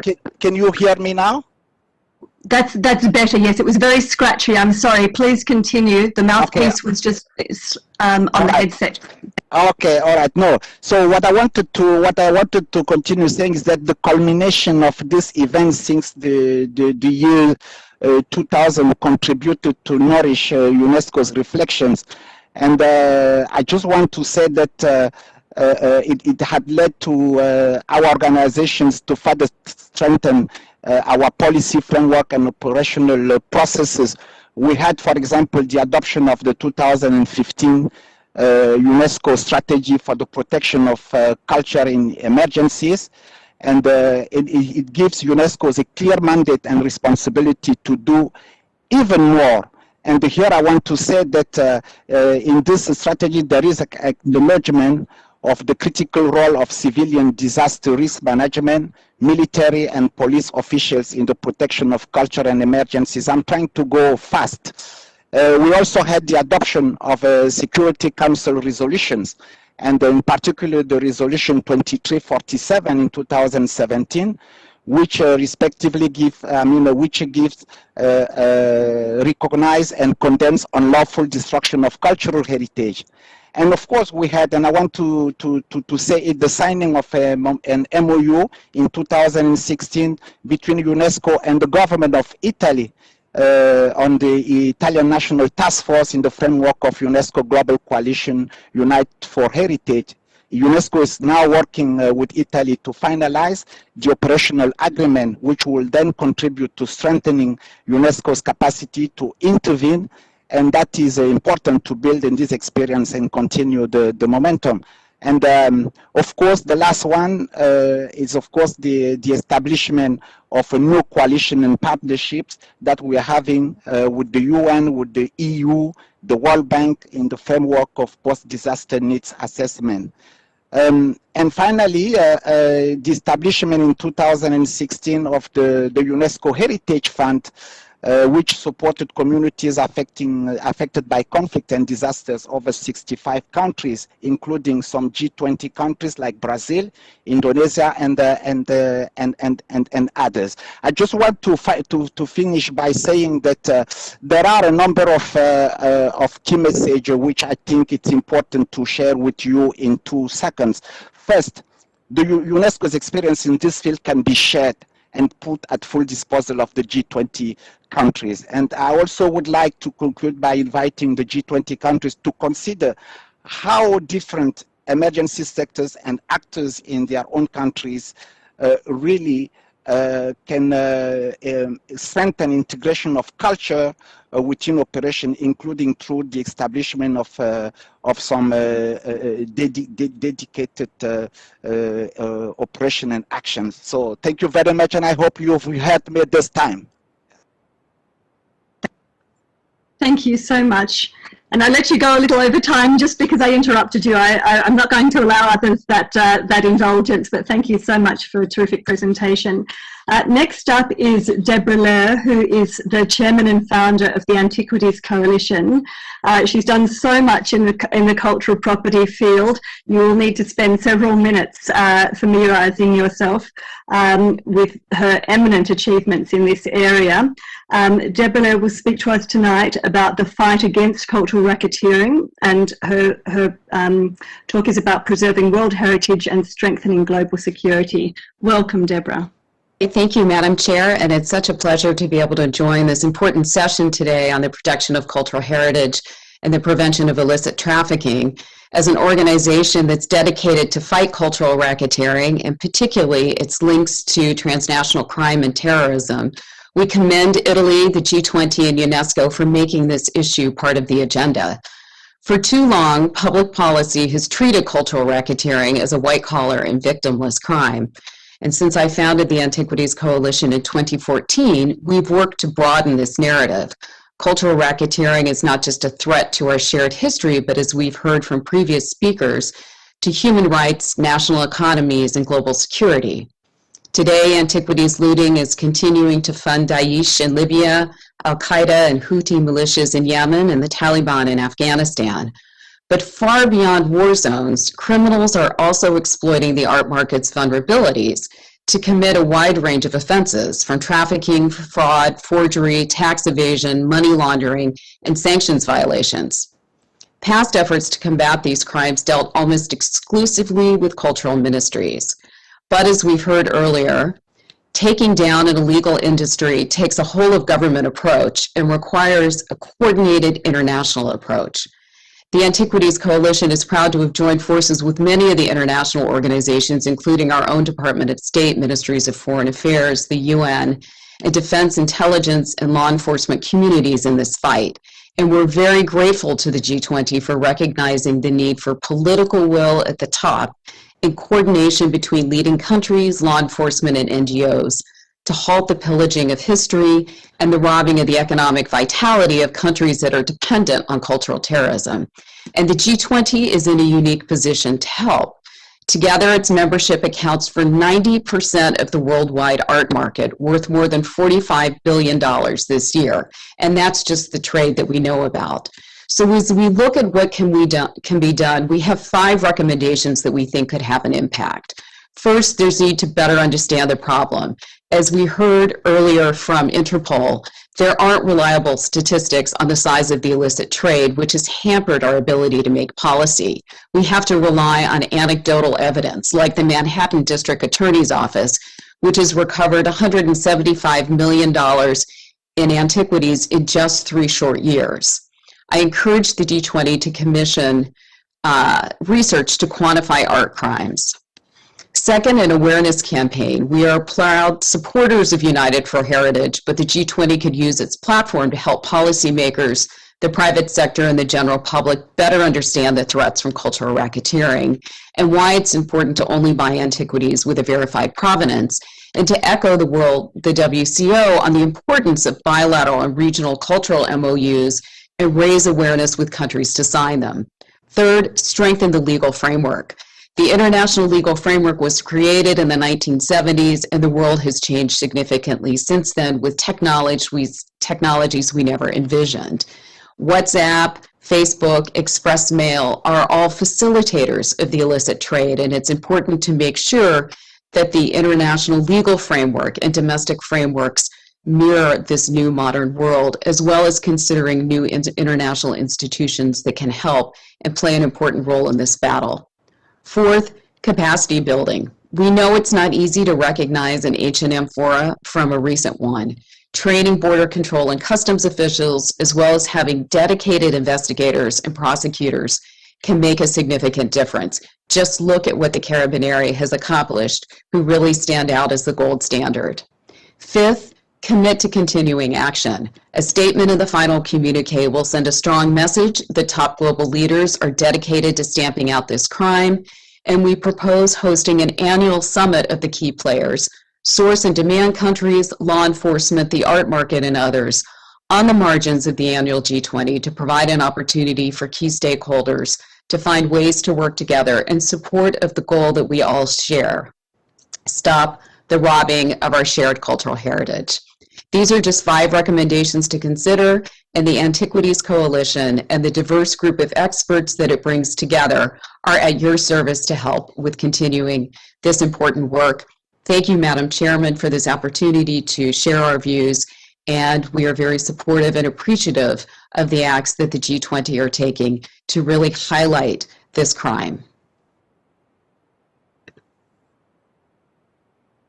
Thank you so much, Deborah, for those very productive, constructive comments. And I'm sure we'll look to integrate those at the end of the session. Our next speaker is Paolo Iannelli from the Ministry of Culture. Mr. Iannelli is the Special Superintendent for areas hit by the,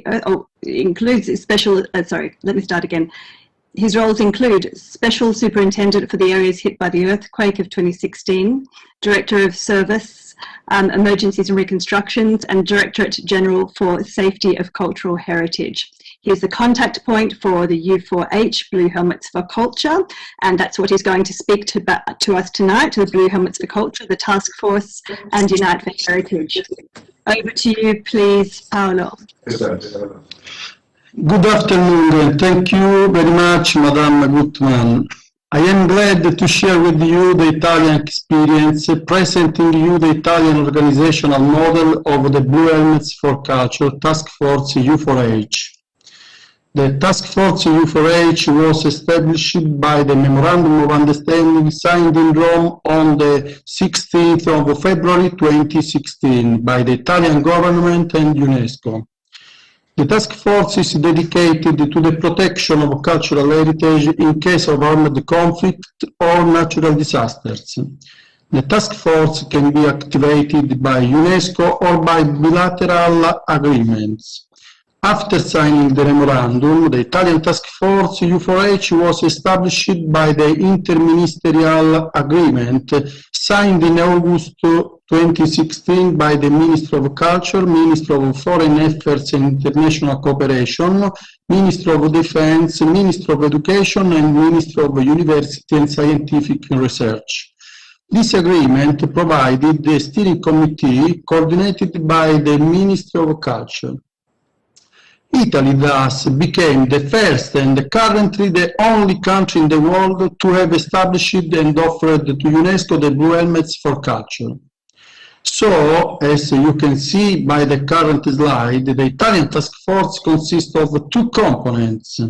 The technical scientific component is made up of experts as architects, archaeologists, restorers, and photographers in service to the Italian Ministry of Culture. The selection of these experts is tailored to the specific needs of the mission, such as the type of local cultural heritage and the damage expected.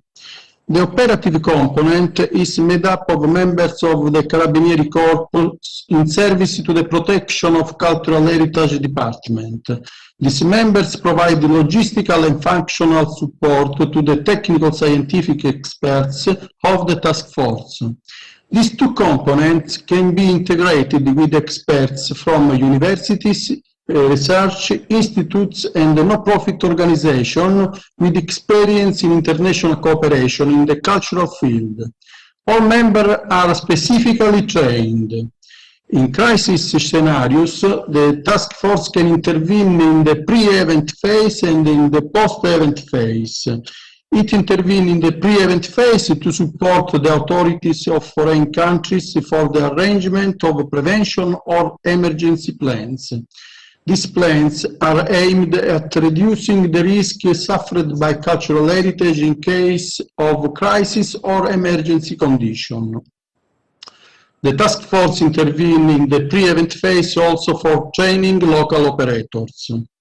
In the post-event phase, the task force can intervene in case of damaged cultural assets to implement action to safeguard and secure the cultural assets that is damaged or at potential risk.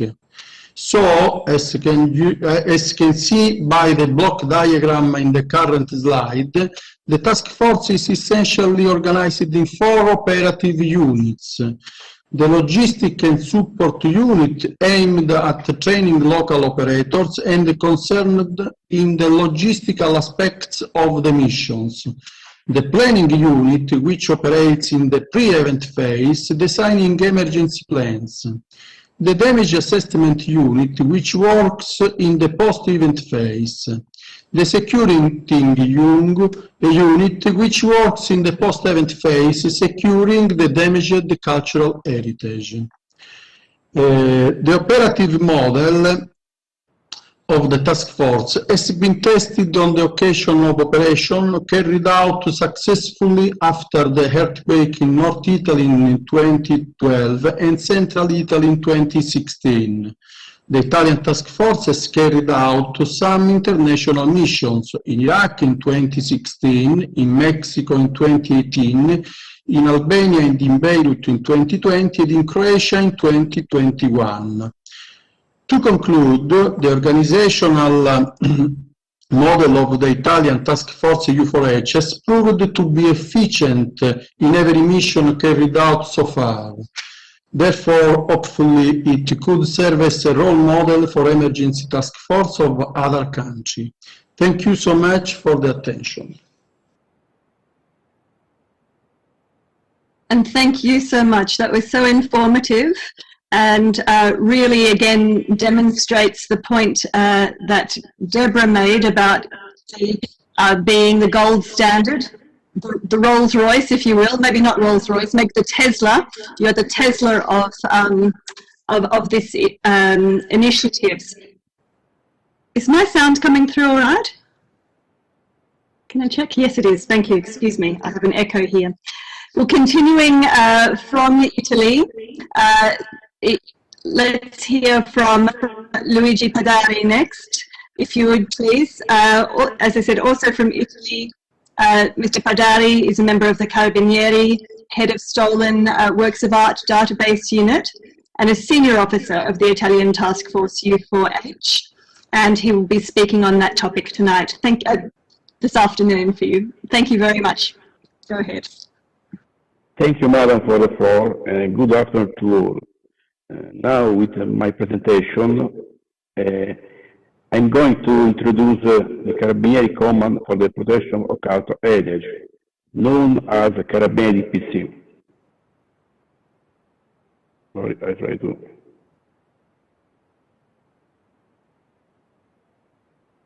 I'm not. Okay. Next page. Okay. Sorry. The Carabinieri PC, established in the 1969, is the first police department exclusively dedicated to the protection of cultural heritage. Our task, our focus, is to recover the Italian artifacts stolen or illegally exported from our country. And in the map, you can see our structure where we are on the ground, in Italy ground, with 17 units from the north to the south, and moreover we have in Rome the investigation department. It is in charge for the transnational investigation activities. Since 1969, as said in my journal, we recovered more than 3 million of our artifacts. But I want to underline that about 5,400 of them were stolen not in Italy but in the other country.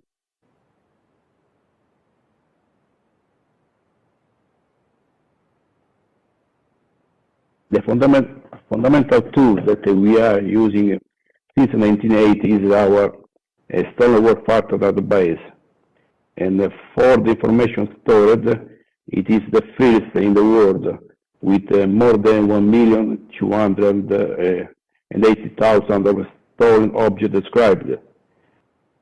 About 5,500 of them are stolen abroad of Italy.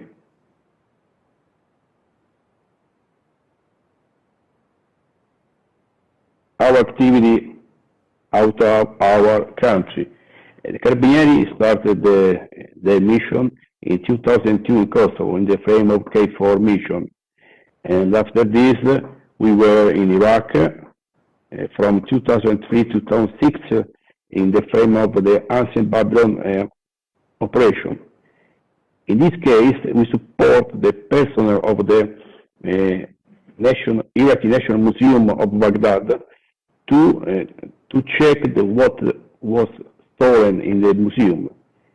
We were able to collect more than 12,000 of information about items stolen, but only for 3,000, more or less, we can have all the information about the items, also the image. Now the information about these items are stored in our database and in the Interpol database as well. After this period, as Mr. Iannelli said, in 2016 was established the Italian Task Force on Forage. Of course, it was born according to the UNESCO campaign that in 2015 suggested to our country to create a special task force ready to intervene in the crisis area where the cultural heritage should be damaged. And we start in Iraq again, where from 2016 to 2020, we carry out 37 courses in favor of the Iraqi and Kurdish police forces, with more than 1,000 people formed. After this, as said Mr. Iannelli, we were around the world, in Mexico, in Albania, in Beirut, in Croatia. But what the experiences teach me that only the cooperation and the sharing information with this activity, we can improve our fight against the illegal traffic of archaeological items, especially in Iraq. I say that because I was here, that now they are talking about around 200,000 archaeological items illegally exported from this country. And it's not only a ISIS work, because as I said, since 2003, the items were stolen from this museum.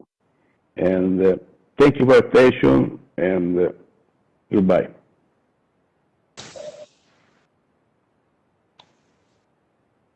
Thank you so much, and it's phenomenal to think that just 289 police officer members of the Carabinieri can achieve these kind of results.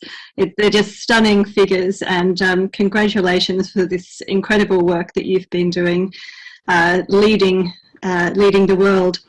I'd like to move now to our case studies, which will present a range of experiences from G20 countries. First, I'd like to introduce Burcu Eldamish, who will be our first speaker, all the way from Turkey.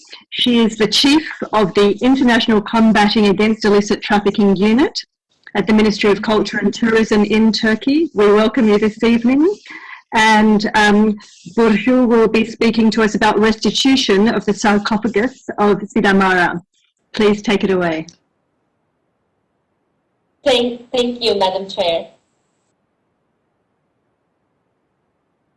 It's a great pleasure to be part of this event, and I would like to thank the organizers.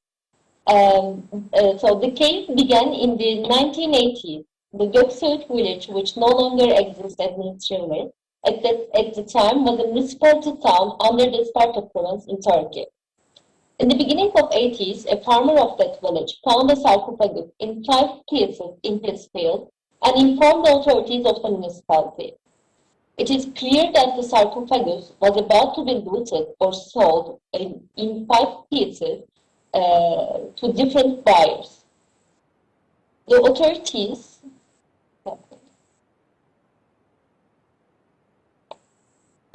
of the municipality moved these 5 pieces to the open-air storage of the municipality in order to best protect them, given the conditions of the time. A researcher academic, Professor Mehmet Özsayit, who was working on the history of the ancient Pitidia region, learned about the sarcophagus and in 1987 took some pictures of the 5 pieces for his research. Shortly thereafter, the municipality's authorities informed the local museum about the sarcophagus moved to the museum. The museum authorities took delivery of the sarcophagus in 3 pieces in 1988. Since the museum had not been aware of the number of the pieces of the sarcophagus, they were not alerted to the fact that not all pieces were being delivered.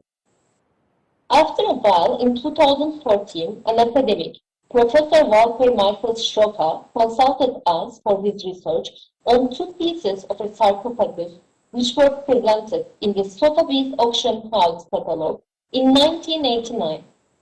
He also informed us that these 2 pieces had also been published in 1991 in France by Professor Mehmet Özsey. It became clear to us that Professor Özsey had taken the photos of the sarcophagus when the 5 pieces were together in 1987, and that sometime in between 1987 and 1988, 2 pieces of the sarcophagus had been stolen, with only 3 being left. In other words, a theft that occurred in the end of 80s became evident in 2014. The Ministry of Culture and Tourism subsequently contacted Sotheby's Auction House with the pictures of the sarcophagus taken in 1987 in Turkey, which clearly proved that the pieces were in Turkey at the time. We requested information and the contact details of the buyer in order to pursue the missing pieces. The authorities of the auction house did not share the information about the buyer with the pretext of the confidentiality agreement, but shared information on the seller. The seller was Edip Tellado, who was widely known for smuggling activities. The case was becoming clearer. The missing pieces had been stolen in order to be illegally transferred abroad. Unfortunately, we were not able to locate the missing pieces. However, we registered them on the Interpol database.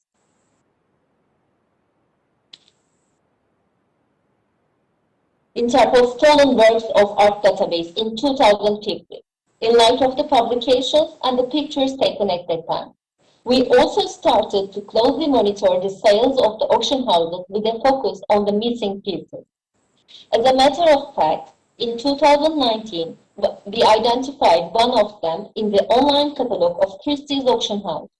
We contacted the Metropolitan Police of the United Kingdom with a file containing all explanations and evidence, such as pictures of the missing pieces when they were in Turkey, as well as the registration information of the Interpol Stolen Works of Art database, the pictures of the 3 pieces currently in Turkey, and academic publications which examine holistically the 5 pieces. We also added to the files the handover records when the municipality moved the sarcophagus in 5 pieces from the field to the storage. The Metropolitan Police contacted the auction house with our file, and the auction house authorities contacted the seller of the piece of the sarcophagus. The seller declared that he was not aware of the pilferage situation of the piece and agreed to return it to Turkey, and thereby relinquishing title to it. In the beginning of 2020, the missing piece of the Stemara sarcophagus returned to Turkey.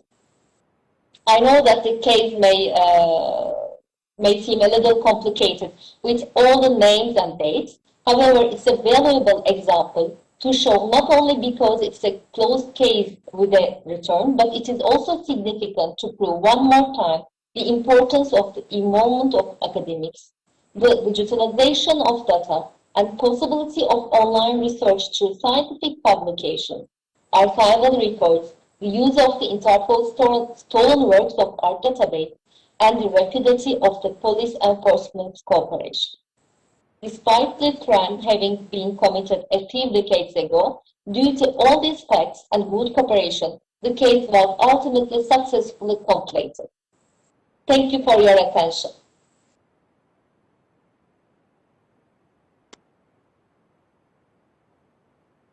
And thank you very much, Burcu. This is a fascinating study and a great success, and we congratulate you on your work and on that case in particular. Thank you very much. Sorry, I just lost my place for a moment. Our next speaker comes from Mexico. It's Naomi Cortez Gallardo Mondragon. She is the Deputy Director of the Interinstitutional Relations, Linking Community and Fundraising at the World Heritage Direction at the National Institute of Anthropology and History. She's also representative of the Director General of the National Institute of Anthropology and History. And her related discussion tonight is against illicit traffic of cultural property, a solid chain between Italy and Mexico. Thank you very much, Naomi. Thank you very much. Distinguished members of this G20 Culture webinar, ladies and gentlemen. Good morning from Mexico and good afternoon for Europe. It's an honor to be here and to be part of the speakers who, without a doubt, will share a series of very similar experiences. Even when our borders are far away from each other, illicit trafficking of cultural property, the circumstances, and trade-related activities are nearly the same. Consequently, it is important to improve a strong network with the specialized law enforcement agencies to fight illicit trafficking in our countries in order to prevent the illicit trade of our cultural heritage. In these slides, in Mexico, the constitutional provisions and the applicable legal framework to guarantee the adequate safeguarding of the cultural heritage of our country have placed the preservation of heritage as issue of national interest, which is aimed to protecting, conserving, investigating, and disseminating the cultural heritage of our nation. Under the legal framework of 1917 and 1972 federal laws on monuments and archaeological history, artistic zones, and its regulations, and 1934 organic law of the National Institute of Anthropology and History, General Law of Nation Assets. The legal provisions which prohibit the illicit traffic of traffic of archaeological and history heritage are detailed in the federal law on monuments and archaeological, artistic, and historic zones. In spite of this law, the increasing monetary value in illicit trade of the art market has led to develop new techniques in order to fight illicit trafficking, which destroys the culture, the concepts, and the identity of people. The information offense sometimes is linked to other international crimes such as plundering, looting, archaeology, religious and communities, forgery, falsification, control objects, and documents authenticity. In addition, online sending, auctions houses, and social media are associated with this matter as well.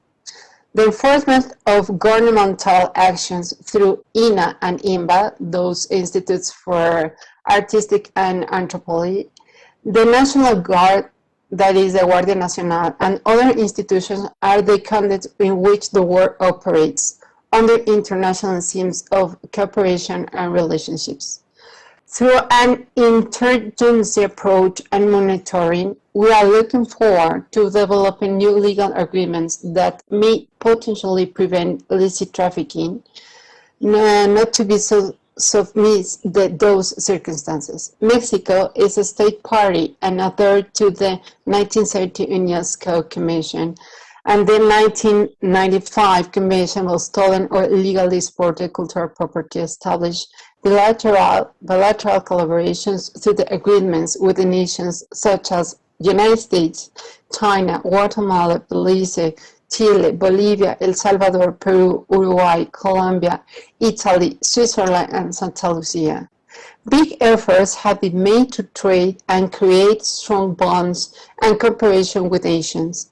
But thanks to those international agreements, Mexico recovered some of the cultural property, as we can see at this chart that is over here. Additional, we can describe some examples of Mexican efforts that carried out at the airports checkpoints in order to stop trafficking in our territory. As internal procedure, the National Guard, that she's going to be a speaker after me, found 18 archaeological objects at the airport, International Airport San Luis Potosí. All of above was a result of periodic inspections in packages. This security and protection has been reinforced by forming units with training in field conservation and preservation concerns of cultural heritage. The specialized units fighting illicit trafficking have the main objective to join forces with INA and INBA to guarantee safeguarding and protection of cultural property. It is also relevant and implement measures such as awareness-raising activities, security and custody when transporting or moving, records and inventory updates, databases development, constant work with clearance programs, and efforts to detect illicit trade on the web. Public policies have changed through these years, and it is remarkable the statement that was signed during announcement of Garden Mission for protecting Mexican cultural property in 2018 with the federal police. Nevertheless, governmental times change, and the National Guard has new internal guidelines, the Battalion of Cultural Property. This new structure has the same link to these institutions and their procedures. The goal is to update and develop new ways and routes to prevent illicit trafficking together. They implement periodic training with experts to commit the knowledge to every actor has to work with this matter. Other actions has to contribute the illicit trafficking with strong collaboration, country boundaries, authorities, and borders. It is crucial to have training workshops for the personnel from the security forces, communities, governmental institutions. Therefore, these actions which Italy and Mexico decide to share may build a strong bond between both countries. It will also emphasize the prevention of this devastating illicit traffic that destroys the culture, the context, and the identity of the people. Training labs of the topics, first of all, to focus the traditional community with direct help communication and strong history values, cultural heritage imagery, robbery prevention and report, awareness raising and protection of their cultural property, expert opinions, and important procedures to follow. Also with the religious associations and the public and private institutions, Secretary of Culture, of course, these related areas to work at the inside of the Secretary to update records and catalogs, conservation concerns, legislation, and technical protection of cultural heritage. And with this slide, I wrap up my participation today to say thanks again to Italy, in particular to the great professional work that the Carabinieri made at Monza on June 16, 1816. The body paints were identified by the Carabinieri during continuous inquiries and investigation. They sized Mexican photos. These art pieces were found at two museums in Lombardy and Piemontese regions. In the second museum, those votive paintings were donated by a Milan art collector and were part of temporary exhibition called Dacci oggi il nostro pane quotidiano, tavolette votive dedicate al tema della terra, where the Carabinieri, who based the work on iconographic and analysis inscriptions, detected and identified that votive paintings were inconsistently from Mexican cultural heritage. This investigation was supported by experts from the Ministry of Cultural Assessments and Activities.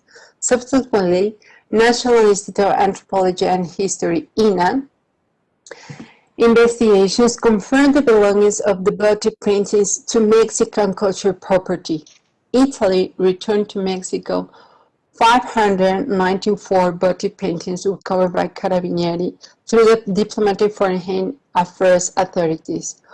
On 6 March of 2019, in the Cancelleria del Ministero per il Beni e le Attività Culturali in Rome, the Minister of Cultural Heritage, Alberto Bonisoli, and the General Commander Armada Carabinieri, Giovanni Nistri, delivered to Mexican Secretary of Culture, Alejandra Frausto, the 1994 body meetings toward taking Elicit from the Mexican cultural heritage and were imported illegally to Italy.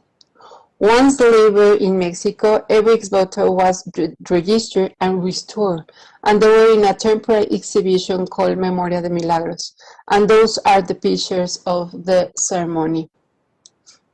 Thank you very much, and regards from the General Director of INA. Thank you. Thank you so much, Naomi. It's terrific having these empirical case studies that can really shed light on processes and the strength of this bilateral relationship and how much it can achieve. Related to your presentation, as you foreshadowed, we're very fortunate to have a late addition to our program, also from Mexico. She's not on your agenda, so I'm going to tell you about Major Agent Suani Gabriela Ramos Alvarado. She is a major agent of the National Guard in Mexico. And her work focuses on crime prevention, networking, social intelligence, but her assignments have been specialised in area analysis, processing and investigation of crime scenes, and she's currently attached to the Management Control Desk of the General Directorate of Special Services of the National Guard. So Suani will introduce us in her presentation to the role of the National Guard in defence of cultural heritage. Please. Hello. Good morning, distinguished members of the G20, ladies and gentlemen. Thank you.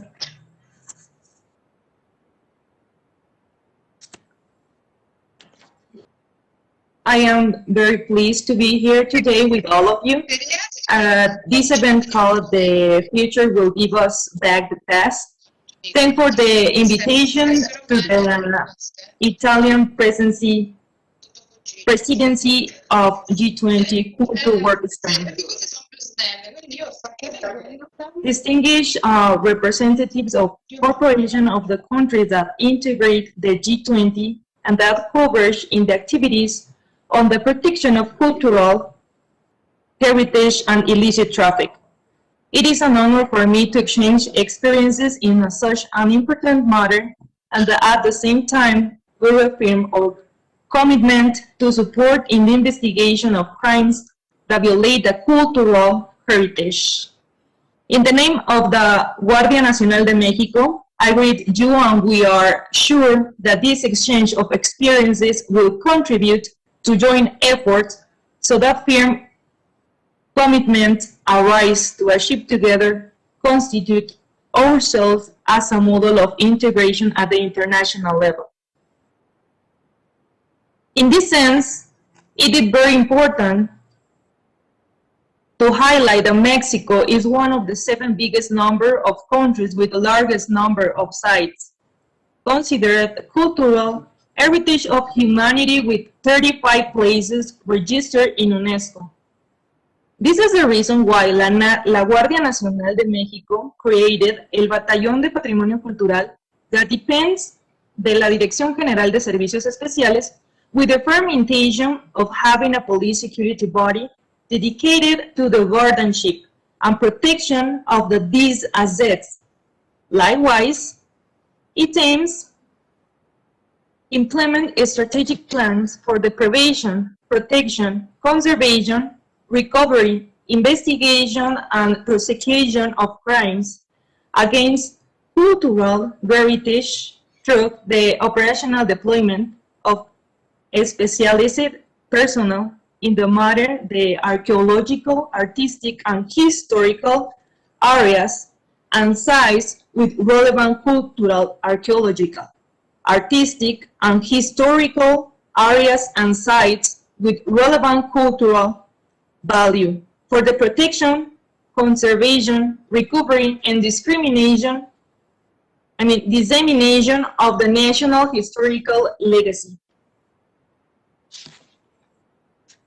and their following functions: apply tactical operational strategies in archaeological, artistic, and historical sites and zones where the commission of illicit activities that affect cultural heritage has been identified. Do research on websites where cultural goods that allegedly archaeological, artistic, and historical belonging to the Mexican state are being offered and have been illegally subtracted. Collaborate with the institutions and coverage in the protection of the cultural heritage of country in order to assist the population in matters of prevention in the commission of crimes and administrative offenses determined by federal law in favor of the cultural assets considered of high value to the nation.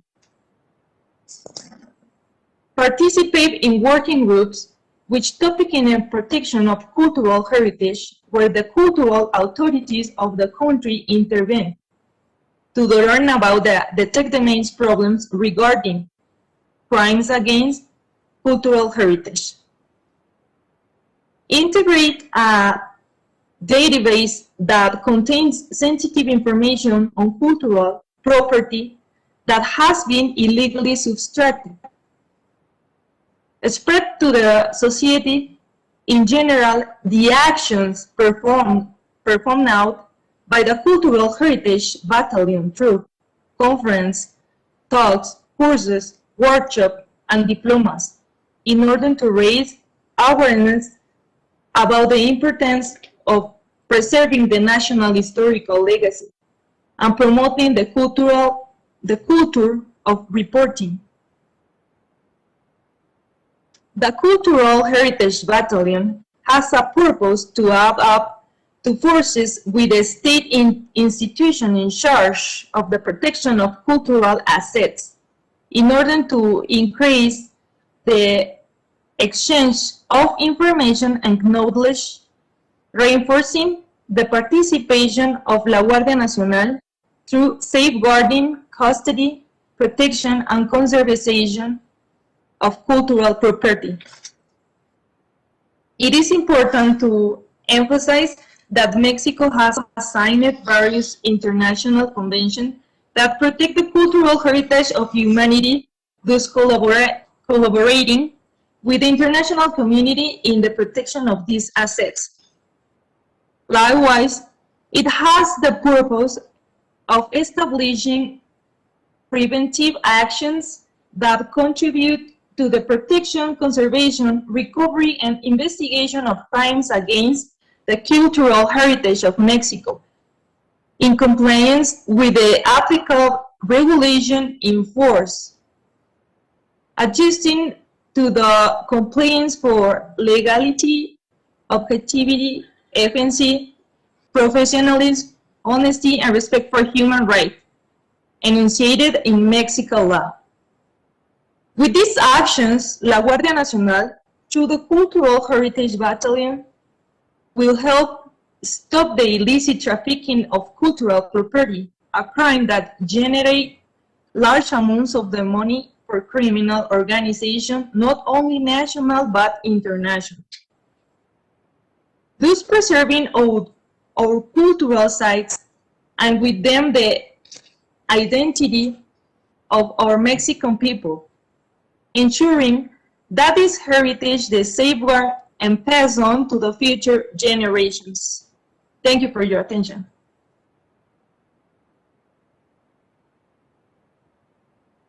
Wonderful. Thank you, Suani. I'm so pleased you're able to join us. That was a terrific intervention. Thank you. And now we travel from Mexico to Holland. As we're listening to the final two case studies in this session, can I remind people that you're welcome to submit questions via the chat function, and I will then choose as many as we have time for at the conclusion. Our next speaker from Holland is Nico Schroeklen. Nico is Senior Inspector at the Information and Heritage Inspectorate at the Ministry of Education, Culture and Science of the Netherlands. and he will be speaking to us tonight on the joint execution of tasks by Information and Heritage Inspectorate and Customs in the Netherlands. Thank you very much, Nico.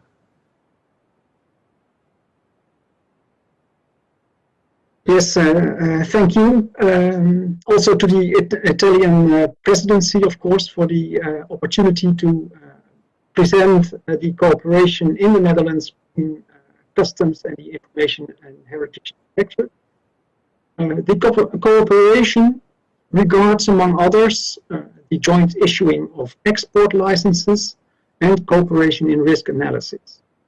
In the process, however, designated cultural goods experts, customs, play an important role.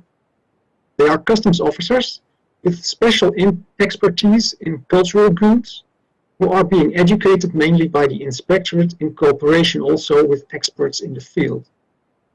I take it that the role of customs does not need much of an introduction, but that may not be the case with the Information and Heritage Inspectorate. This inspectorate comes under the Dutch Ministry of Education, Culture and Science, and one of its tasks is to supervise the observance of the Dutch Heritage Act, which is concerned with the protection of cultural goods in relation to import and export. It is in this act that the 1954 and 1970 UNESCO conventions are implemented, as well as European Union legislation. The cooperation and division of roles between the inspectorate and customs has been set down in a covenant that has been concluded by both the Ministry of Education, Culture and Science and the Ministry of Finance. This covenant is translated into English and it is available on the website of UNESCO. The operational arrangements concern, among others, the joint issuing of export licenses by the Customs Central Import and Export Office and the Inspectorate. To that end, this central office has been granted a mandate to issue licenses in the name of the Minister of Education, Culture and Science. Applications are handled in a joint process.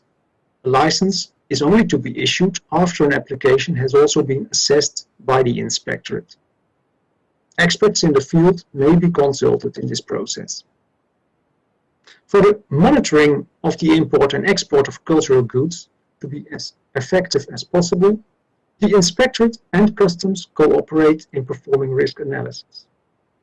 It is the Inspectorate that assesses risks with regard to certain source and transit countries, categories of goods, and means of transportation.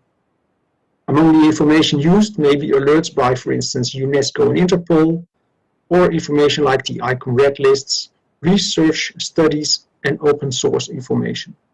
The indicated risks are processed by customs as they draw up their annual implementation plan, allocating the available resources. And it is in the actual execution that the cultural goods experts of customs are of great importance.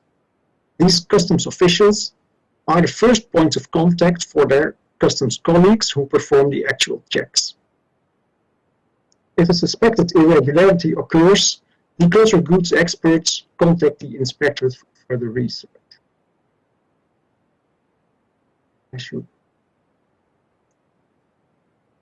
Here you can see an example of one of our experts, one of my colleagues of the inspectorate, and an expert on coins in this case. The capacities of the cultural goods experts are being maintained by the inspectorate, for instance, through joint meetings for training and education on location with museums, curators, or researchers. Cultural goods experts play an important role in some recent returns of cultural goods and will continue to be of importance in the ongoing cooperation between customs and the inspectorate. And I'd like to conclude this presentation with the statement that indeed the combination of capacities is key.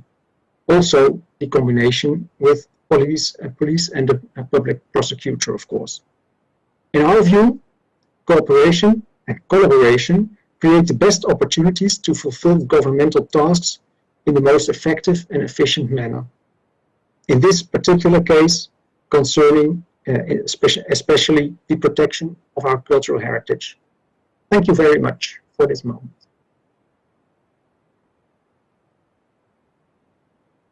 Absolutely wonderful. Thank you very much, Nico. That was extremely informative. And I think our buzzword is clearly collaboration, collaboration, collaboration. I mean, all of the good news stories that we're hearing are the result of successful interagency collaboration, good frameworks. We'll get to that at the end of this session. Our final speaker, I'm sorry, I'm wrong, I've made a mistake. Our penultimate, second to final, excuse me, speaker for this session is Professor Huo Zhengxin, excuse me, from the School of International Law at the Department of Strategic Development and Discipline Construction at China University of Political Science and Law. We welcome you tonight, Professor, and the title of Huo's speech this evening is The Fight Against Illicit Trafficking of Cultural Property, the Chinese Experience. So over to my side of the world and over to China. Over to you.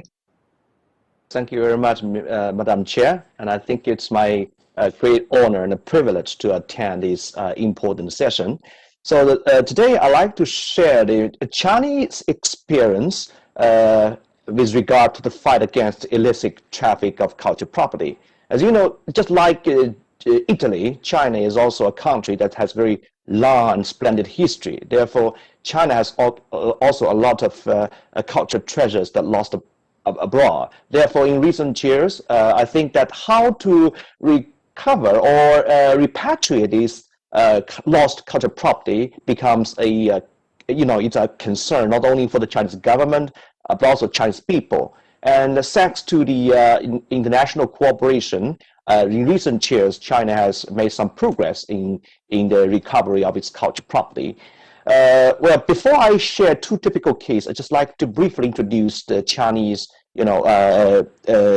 what China has done in order to facilitate the recovery of the cultural property. First of all, China has 10 most important multilateral international conventions in this regard, including the 1954 Hague Convention, the 1970 UNESCO Convention, and 1995 UNIDROIT Convention.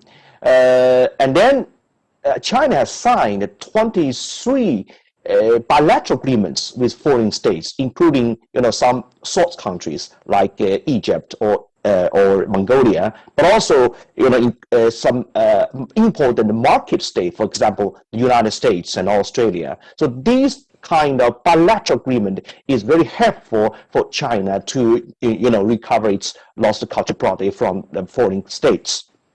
In addition, in the year of 2018, China has established a database of stolen foreign culture objects, which has publicized information for about 7,000 stolen foreign objects and updates such information. Because in recent years, China has become not only a source country, but also become a market state. So China's government has tried its best to to cooperate with foreign government to fulfill its own duties under the international convention.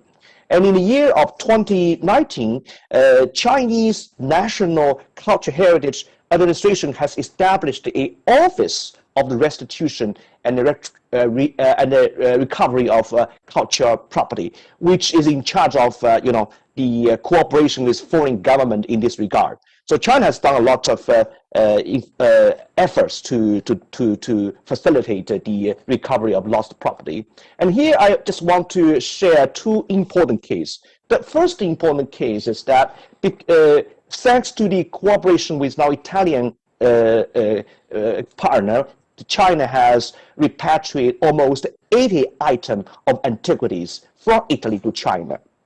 Well, this case, it lasted for almost 12 years because in the year of 2017, the Italian law enforcement agency found in Italy a large number of antiquities and artifacts suspected of being illegally exported from China. So the Italian government notified Chinese embassy, and then the two governments has cooperated with each other very actively. And we have to wait until the year of 2018 when a court in Milan made a final decision that these items of antiquities belong to China. So in the end, the two governments has solved the problem. And I should make you notice that in 2019, all these items has been exhibited at China National Museum, which attracts thousands of Chinese tourists. So I think this case enhanced the relationship and friendship between Chinese government and the Italian government, and between two peoples. So I think it's a very brilliant case. Another case I want to mention is that also in the year of 2019, the U.S. repatriated 361 items of antiquities to China. You know that in the year of 2009, China and the United States has signed a MOU with regard to repatriation of cultural property. And this MOU has been renewed twice, so it's still in effect now. Because of the existence of this MOU, when the U.S. government found these,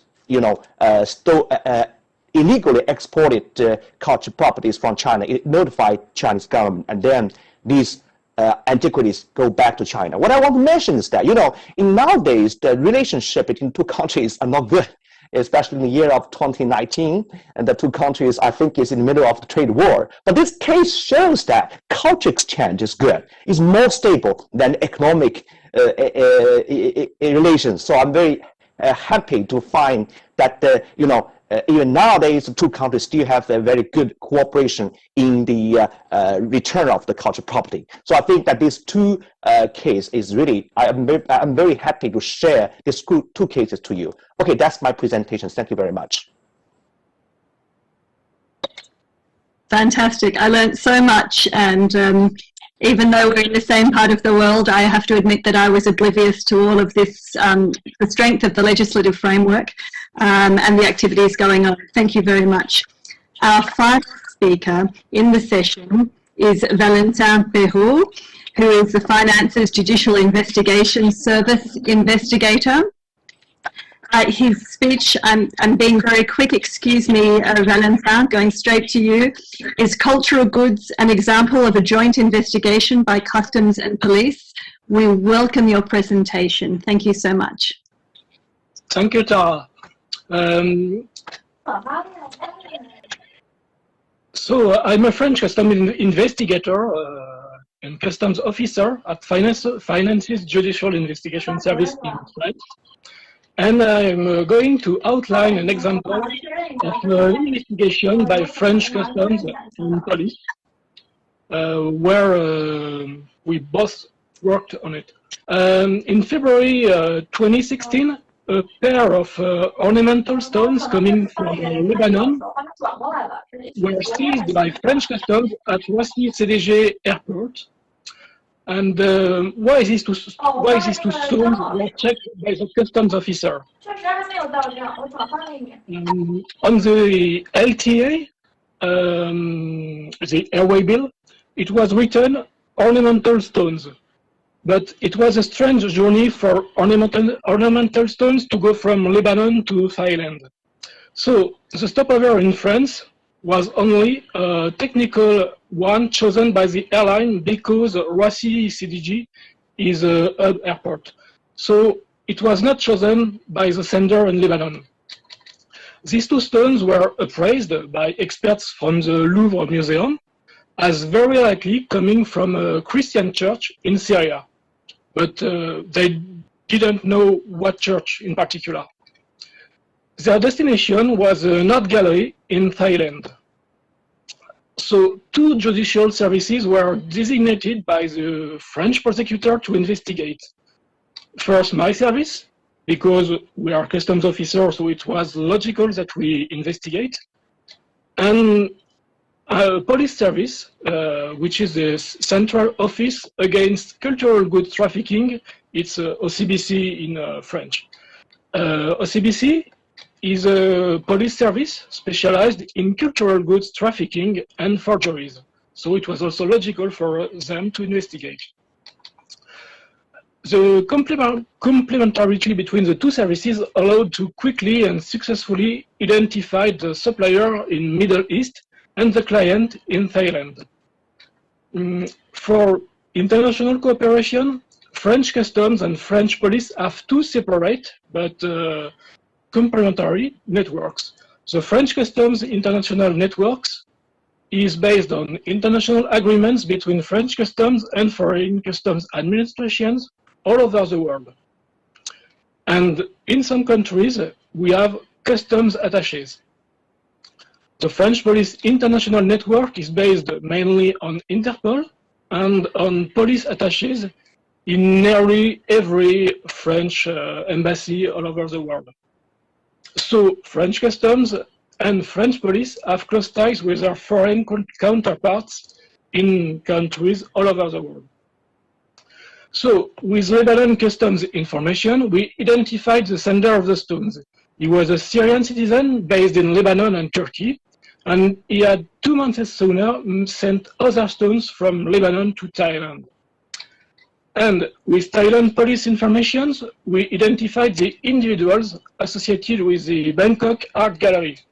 These individuals were mainly Afghan people, with also one Pakistani and one Iranian. These information were transmitted to the Lebanese, Turkish and Thai authorities so they could investigate. In France, we also identified a Frenchman who had regular contacts with some of the Thailand residents, so we investigated on him. And an additional point is that customs rules are very specific, and so they are very well known of the customs officer, but often that's not the case for police investigators, because it's very different from the judicial investigations, so from the classical logical investigations. And it's the same for the rules of the world trade and the international trade supply chain. So customs officer and customs investigator are more used to it. Thank you for your attention.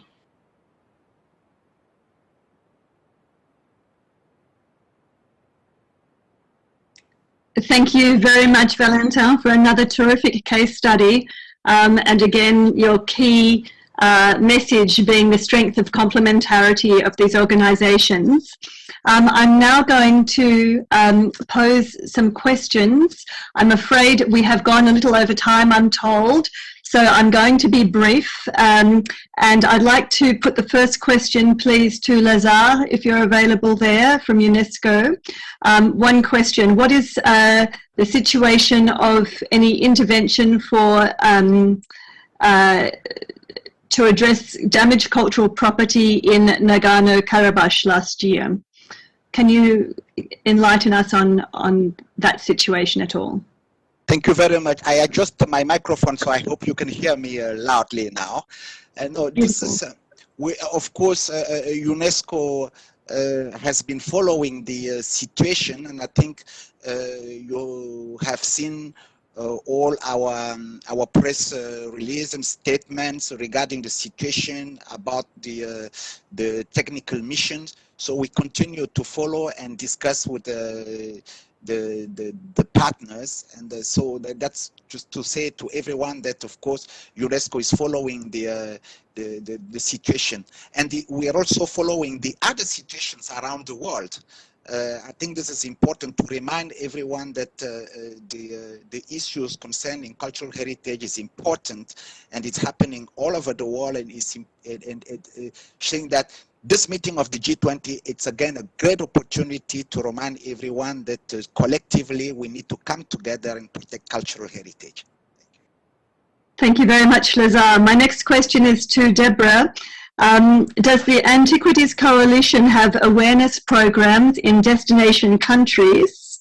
And how are you funded? Do you have international counterparts?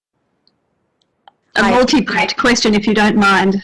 Thank you very much. Yes, we have launched an awareness campaign, and we do work with other organizations to raise awareness in destination countries, because we realize this is important to educate the purchasers and that they understand that those nice antiquities that they may want to put into their home as they're redecorating may have quite a storied past.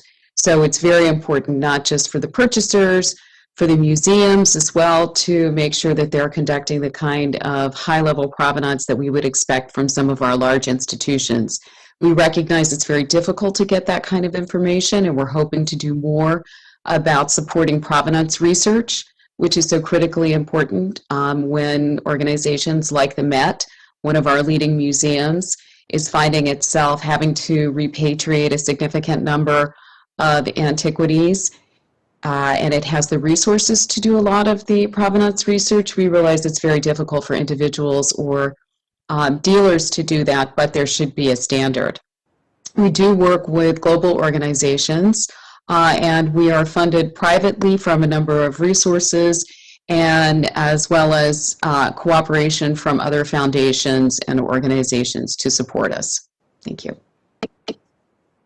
Thank you. One final question I'm going to squeeze in, which is for Paolo and Luigi. Either of you might want to answer this, but are the resources that Italy is applying to the Blue Helmets and the Carabinieri Task Force sufficient, or do you plan to grow these even larger, or to do even more? Or is this all that is able to be resourced for this foreseeable future? Thank you.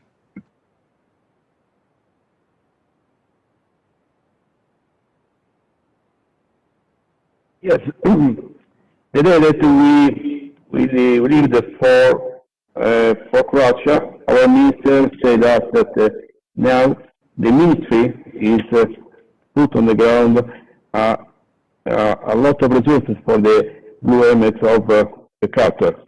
And, you know, we think that every time we are not enough and our resources are not enough, but our capability is to use what we have now at the maximum to improve our best.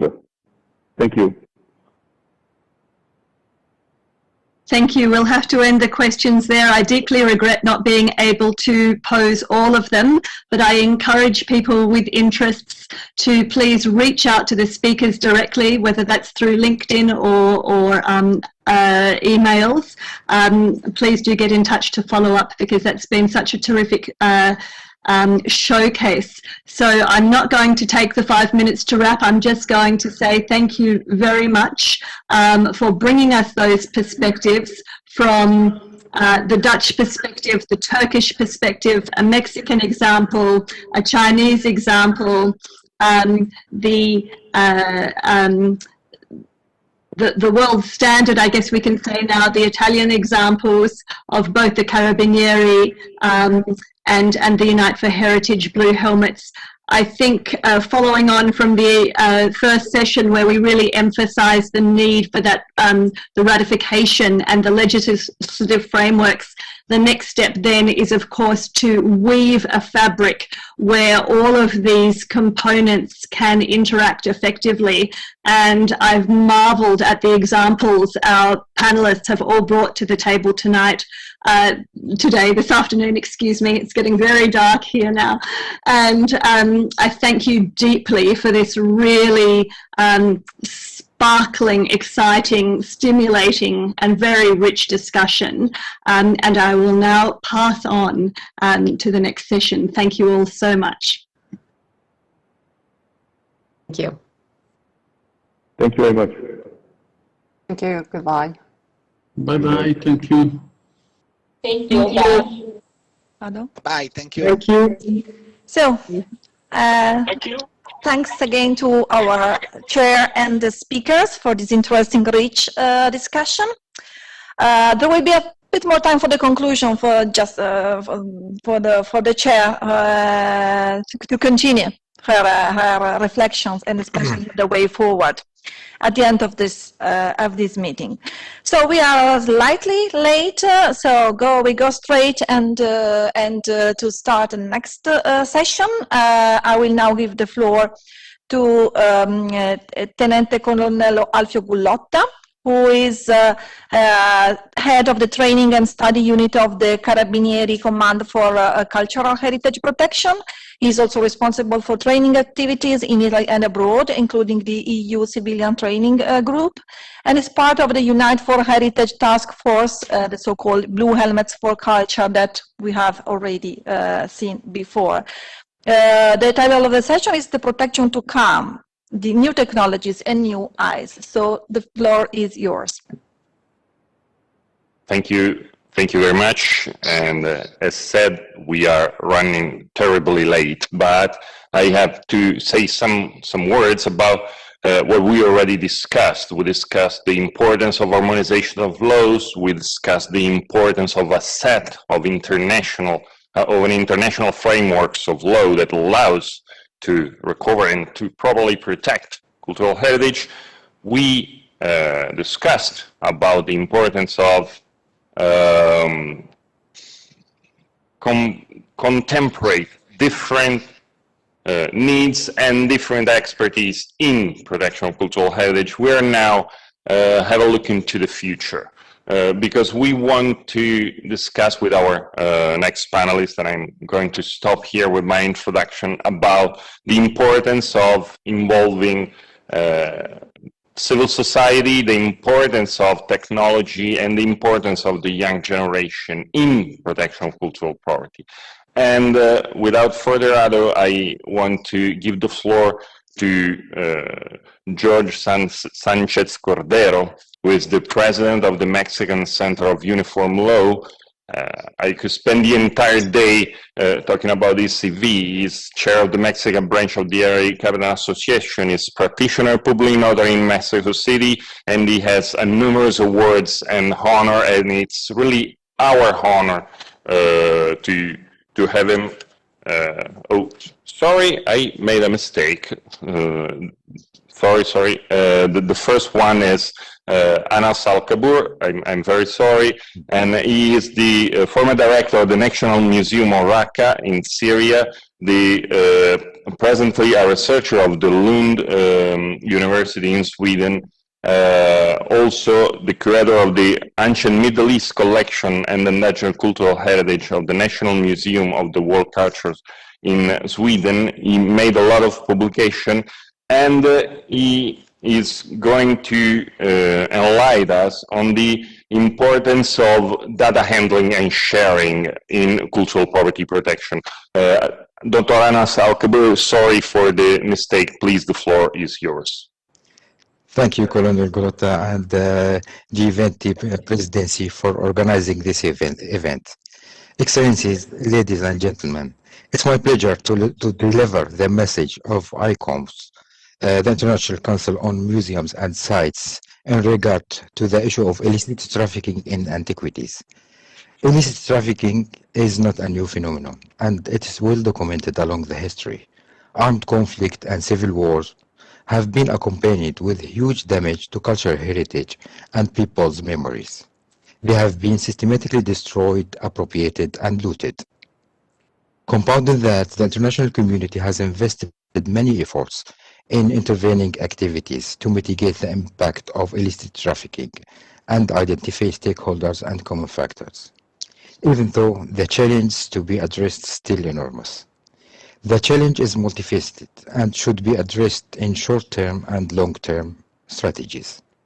Raising awareness on illicit trafficking, extending knowledge on the nature, means, and impact of illicit trade, and facilitating collaboration between academics, researchers with policymakers are essential to enhance global resilience to illicit trade. As to the short-term strategies, It's needed to share knowledge between European countries and globally to support community of researchers engaged and collaborating in research on illicit trade, increase the international availability of data, and raise standards for networking, enable researchers to advise on illicit trade matters at the local, national, and international level. Develop a common understanding of illicit trade, including its driving forces, critical engagement with norms and solutions to the issue. Raise awareness of illicit trade in the global context. Enhance collaboration between researchers and technology professionals in order to ensure that generated knowledge may be implemented into tangible systems which may tackle the problem of illicit trade. Facilitating collaboration between academic researchers with policymakers through training schools, for example, or public debates. Increase public information efforts in understandable and applicable ways, such as articles, audiovisual media, etc. Make outputs available to civil society, governments, researchers, and NGOs in order to enhance global resilience to illicit trade.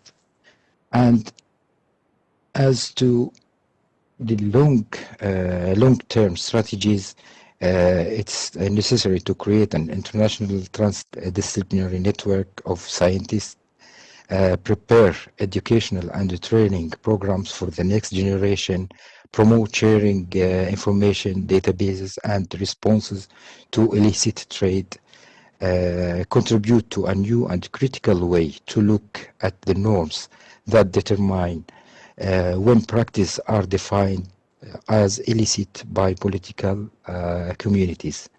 Facilitate the use of technological advances, like, for example, the GIS, the Geographic Information System, 3D modeling, Copernicus program, for example, by external stakeholders, including law enforcement agencies, governments, and NGOs. And finally, documentation and due diligence, as well as provenance research, are vital practices to fight against illicit trafficking in antiquities. Thank you very much. Thank you very much, Mr. Al-Kabour. And now we move to Mr. Jorge Sanchez Cordero that I already presented before.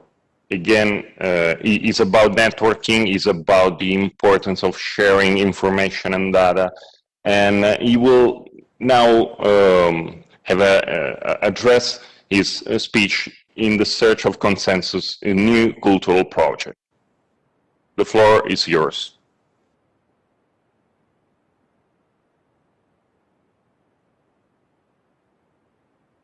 Please, please unmute your microphone. Oh, okay. Yes, you can hear me? Yes, perfectly. Thank you. Okay. Thank you, Mr. Chairman, for giving me the floor. First of all, I would like to express my gratitude to the Italian government for this kind invitation. Resolution 2347 was passed unanimously by the United Nations Security Council. The resolution was an initiative launched by both Italy and France from within the analytic support and sanctions monitoring team.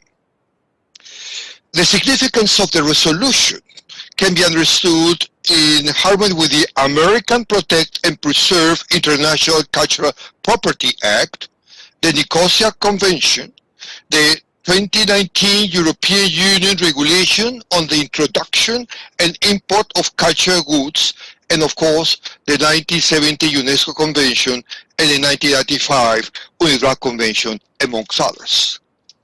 The report stressed the need to strengthen compliance procedures with the international art markets. A recurring issue has been the employment of provenance as a central compliance instrument. It is common for provenance to be used as proof of prior ownership. However, the report concluded that there is not a universally accepted standard that determines what provenance should entail. The report found that provenance can range from the simple affidavit to multiple certifications of ownership across the international community. It's the result of several hundreds of years of antiquity trading. Despite the lack of alignment, provenance has still proven to be a central notion in art market trading. Field players have continually highlighted the large number of legal antiquities which have feeble proof of provenance, some with at most 1 or 2 documents demonstrating prior ownership. In its conclusions, the report stressed the heightened importance of a global standard for provenance. My belief is that it is wise to seek such international consensus in harmony with due diligence, a concept initially introduced in international law by the 1995 UNIDROIT Convention.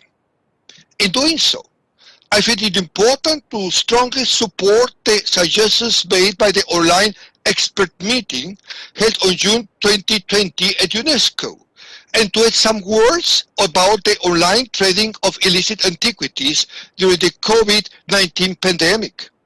The data of the Antiquities Trafficking and Heritage Anthropology Research Project alerts us to the fact that illicit trafficking is switching to e-commerce sites and other internet-based forums. The consequence of this trading is that looting of archaeological sites previously left intact by criminal organizations has become a profitable business for perpetrators. As stated by Interpol, this is a major task where the community and the authorities have an important function. The outset of the protection of private collections can be identified in the UNESCO recommendation of the protection and promotion of museums and collections, approved in 2015. This recommendation stresses the significance of collections when held in institutions that are not museums. However, the lack of consensus of the collections notion and other rules oblige the recommendation to ask every member state to define the scope of what they understand as a collection and draft appropriate rules. Considering another perspective, the 1995 UNIDROIT Convention gave private collectors the possibility to sue in the international courts for the restitution of stolen cultural property. This opens a space of cultural freedom, representing a break away from the state culture hegemony fostered by the 1970 UNESCO Convention. Now, UNIDROIT is undertaking the task to explore the feasibility of the rules of proceeding for collectors. But last but not least, while approving the eminent 2347 resolution, the chairperson of United Nations Security Council underlined the need to respond to cultural destruction with the same intensity and the same unity or purpose as any other threat to international peace and security. Thank you very much for having me. No, thank you to you for this enlightening speech and for giving me a hint to introduce the next speaker, because you talked about the increase of internet transaction that we verified in the latest years, and therefore it's a pleasure for me to introduce Major Salvatore Rapicavoli, formerly from the Carabinieri Command for Protection of Cultural Heritage, now at the Carabinieri headquarters in Rome, because he's going to tell us something about a tool that can be useful for checking the internet in the search for stolen item or illegal items. So, Salvatore, the floor is yours. Thank you so much.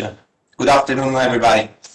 As you know, I work at the Carabinieri Command for the protection of our cultural heritage for about 7 years. And during this period, I have achieved a huge experience connected to the use of technology in the culture field.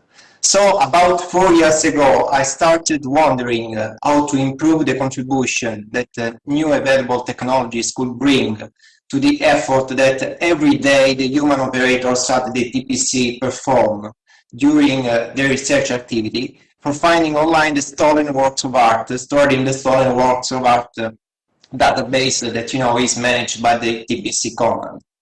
This leads to the design of a new system which today I would like to introduce, SWORDS, that stands for Stolen Works of Art Detection System.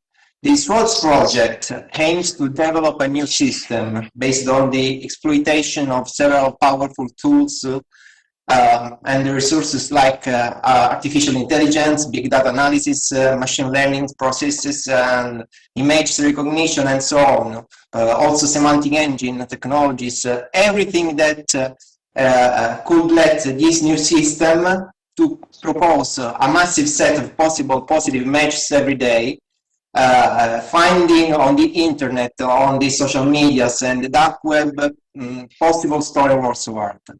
Besides this, SWORDS will allow the automatic collection of potentially useful data, not only from the web and the deep web and social medias, but also collecting information provided by the law enforcement agencies operators, which during operational activities could take photographs of assets to be transmitted to SWORDS using a web interface or a mobile application properly developed.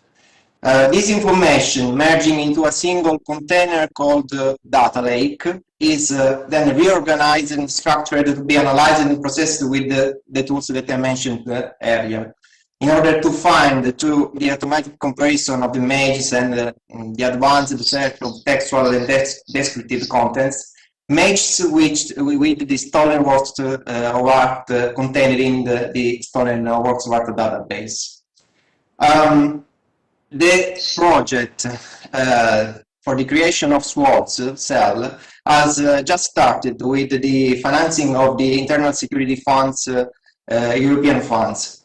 It will be completed at the end of the next year, and we will obtain the Italian SWORDS cell that will be developed as an independent entity ready to be installed in other instances for other identical cells in other countries. Hence, it could be possible to create an entire interconnected and scalable SWORDS network in order to share the only part of information essential to let the system find the national works of art in other countries.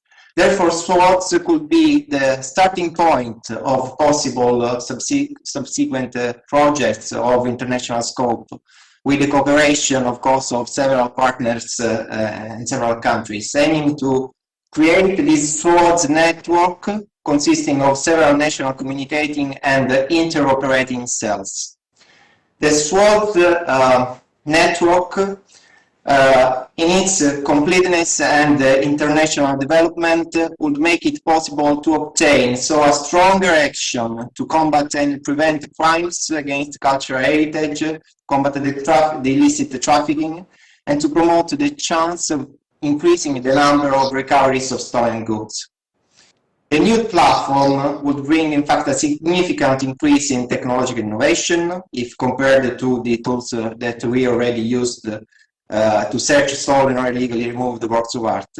And in the very next future, it could be, I think, an effective tool not only at the national level, but also and above all in the framework of a joint transnational action allowed by the availability and sharing of nationally collected information. Thank you. Thank you very much, Salvatore, for this enlightening speech, and we hope that the system will run soon and we can have the results of all your work in these years. So we have talked about a little future technology in cultural poverty protection, let's talk about another kind of future. Let's talk about the young generation. Let's talk about what can the young generation do for protection of cultural property. We have been analyzing a lot of time the necessity for awareness. Awareness, it's a word that has come out many times during this webinar. And I am very honored to have Agnese Ratzenberger here, that is a head of the delegation of the YAT20 organization, that is an engagement group of the G20 that works with young representatives of the G20 organization, and will tell us what can YAT20 and the young generation do for the protection of cultural heritage. Thank you very much, Agnese. The floor is yours. Thank you, Chair and distinguished guests. Thank you very much for the opportunity of being here today and for the attention given to the younger generation. Today, I am here to speak on behalf of the Youth 20, the G20 engagement group for young people under the age of 30, who today represent more than 50% of the global population. Last year, on the occasion of the G20 Italian presidency, we organized a consultation among young Italian people between the ages of 18 and 30 to ask their opinion about the most pressing national and international issues. We collected the opinions of more than 10,000 young people. We asked them about their vision on the priorities that leaders should focus on.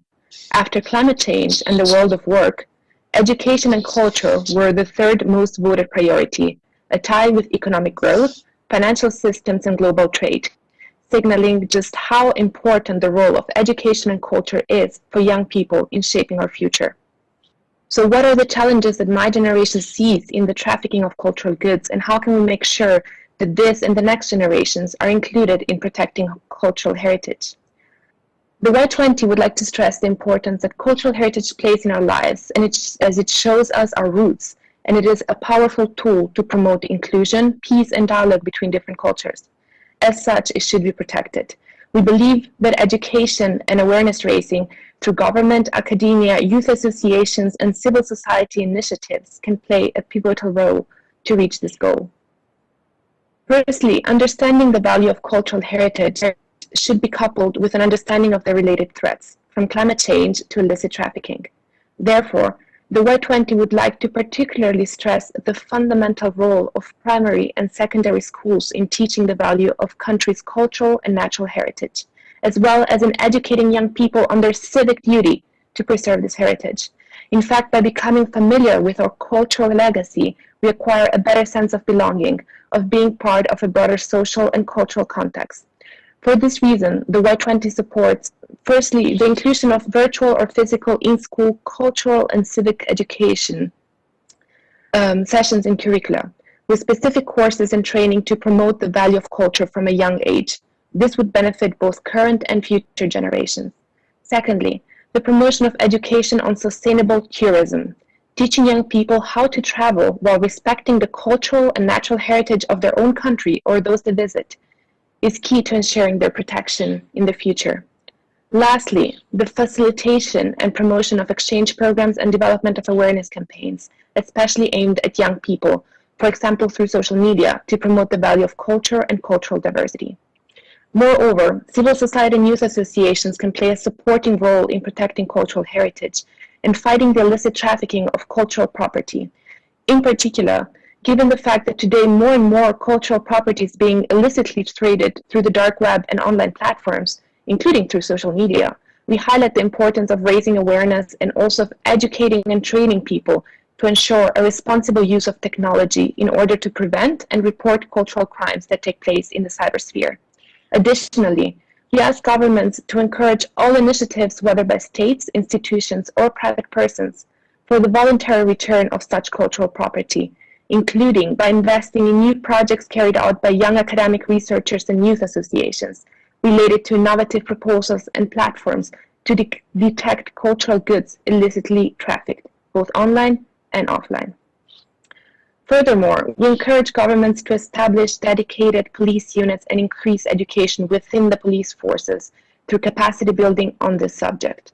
Qualified staff can effectively prevent, detect, and prosecute trafficking in cultural property and related offenses, including when perpetrated in cyberspace. They can also have a substantial impact through cross-sectoral coordination with other actors, for example, border control authorities and museums. This would also allow increased job opportunities for young people within the police forces. Lastly, the Y20 would like to underline the importance that creative and cultural industries have in creating jobs. According to UNESCO, 3% of global GDP is generated by creative and cultural industries, and 29.5 million people are employed in this sector. The COVID-19 health crisis has deeply hurt this sector, and at the same time, it has underlined how fundamental it is for the well-being of society. For this reason, we encourage governments to promote vocational education and training in the creative, cultural, and art sector so that the new generations are encouraged to join the creative economy. I thank you very much for the possibility to participate in this debate. Thank you very much, Agnese, for this enlightening speech. And now for the case studies. It's very difficult to have case studies about the future. What we wanted to underline with those case studies is what action are being doing now that can have perhaps repercussion in the future, of course, good repercussions in the future. And I am honored to present you now Professor Sirai Rasool, Senior Professor and Director of the African Program in Museum and Heritage Studies Department of History, University of the Western Cape, South Africa. He has previously chaired the Scientific Committee on the International Council of African Museum, and of course has written on numerous publications, which I'm not going to a number, but you will find it in the booklet. And he is going to talk to us about a very delicate question, the issue of restitution of colonial heritage, especially the African heritage. Professor Rasool, thank you very much for being here. The floor is yours. Thank you very much, Chairperson, and my gratitude to the Italian presidency and to all the colleagues assembled here today. This is a tremendous learning experience for all of us. And today I want to embark on a discussion that emerges from time to time and that connects with research that has been done over a long time by my Australian colleague Anna Verdoliak, that wants to draw a connection between the concerns that we have through the convention and through the instruments that we are talking about, and as we seek to build alliances and partnerships of an international nature to prevent illicit trafficking, to think about the origins of such illicit trafficking in the violence of colonization. And as we think about the younger generation who are coming to terms with these legacies that they are inheriting, and as we are asking them to be mindful of the importance of preservation and of care, they are also asking questions about these deeper legacies. And we see this among the younger generation in Britain, in Germany, elsewhere in Europe, who are asking questions about colonial legacies and are coming to terms with these legacies, as we learn that colonialism is not something that ended in the past, but that it has endured into the present, and that the presence, the continued presence of substantial amount of artifacts that were plundered during colonial expeditions of conquest can be seen as a perpetuation of that violence. And when we are seeking to build instruments of care and of protection in the area of illicit traffic, we need to be able to do so in a way that has consistency, that has that has a sense of ethics that extends back in time and that gives the arguments that we want to present a sense of credibility. Now, I want to use one example of a return of human remains that took place from Vienna to South Africa during 2012. The return of the remains of Klaas and Troy Pienaar, whose corpses had been illegally disinterred from their graves in 1909 and transferred by the anthropologist Rudolf Puch to Vienna, along with a number of other artifacts, including rock engravings. Those rock engravings were only recently discovered in the collection of the museums in Austria, and in all the years there had been denial on the part of the Austrian government, on the part of colleagues, that those rock engravings ever reached the shores of Europe. We are learning a number of things. Colonialism is something that we need to understand as not only involving a direct relationship of colonization. Secondly, we need to understand the connections between human remains as stolen with cultural artifacts and the documentation of culture through photographs, sound recordings, and film. And all of these need to come into play when we think about restitution as an important instrument of remaking societies in the world. As we speak today, in Britain, we know that there is an important debate unfolding about the presence of Benin bronzes in collections in different institutions around the world. And we know that from Aberdeen through to just today or yesterday, the Anglican Church in Britain, the Church of England, that a commitment to restitution is growing. And we need such a discussion to take place at an official, multilateral level, so that this becomes a matter not just of the activists, but where the activists are able to say and see that they are taken seriously. This is an important matter that we need to discuss. Thank you very much.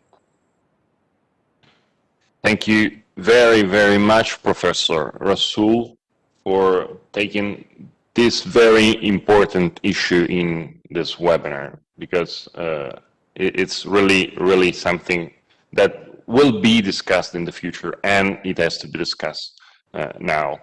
And we have talked a lot about antiques, archaeology, but there is another side in the crimes regarding cultural property and art in general, that is the side of forgery, that sometimes goes unnoticed because, of course, it's somehow considered less important in consideration with archaeology or tribal or important piece of cultural heritage, but I think it's not. And today we have Second Lieutenant Gilda Guerisoli from the Carabinieri Command for Protection of Cultural Heritage. He's a reserve officer right now in service in my unit, but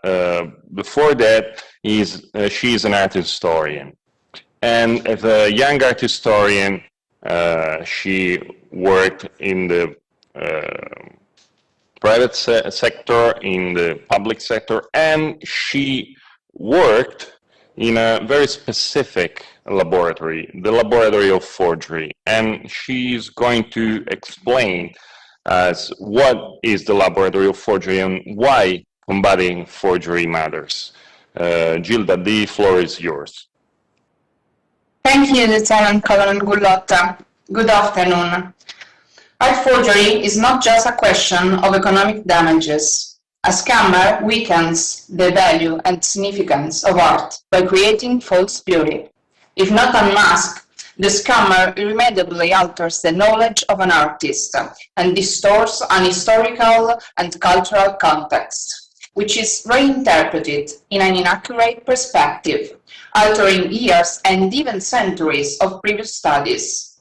The process is reversible only if the forgery is revealed. I consider this manipulation of knowledge as one of the worst crimes that may be charged to counterfeiters and to all those who sell artworks on the illegal market. As in the case in the crimes perpetrated by the so-called grave diggers, who, although not forging archaeological finds, they contextualized them by removing them from the original places, and through sales, they cause the loss of the history and the communicative potential of a past civilization. I would now like to mention a project created specifically to combat these crimes. The Carabinieri Command for the Protection of Cultural Heritage, TPC, was established in Italy in 1969. For the first time in the world, a police force was exclusively dedicated to the protection of cultural heritage. Years later, in 2017, in the temple of study par excellence, the university, Laboratory of Forgeries was established at Università Roma Tre. 2 years later, the cooperation between these two institutions led to the exhibition of 108 counterfeit works confiscated by the TPC command, to which I had the honor of contributing a specialized study. The lab is a study center on methods and multidisciplinary systems for the recognition of forgery. It relies upon the skills of various professionals: art historians, archaeologists, archivists, restorers, diagnosticians. The interaction is indeed the cornerstone of its approach. All those who operate in the field of cultural heritage protection know that interdisciplinary collaboration is an indispensable condition for obtaining satisfactory results. In the academic field, however, communication gaps between disciplines and potentially related departments are still common.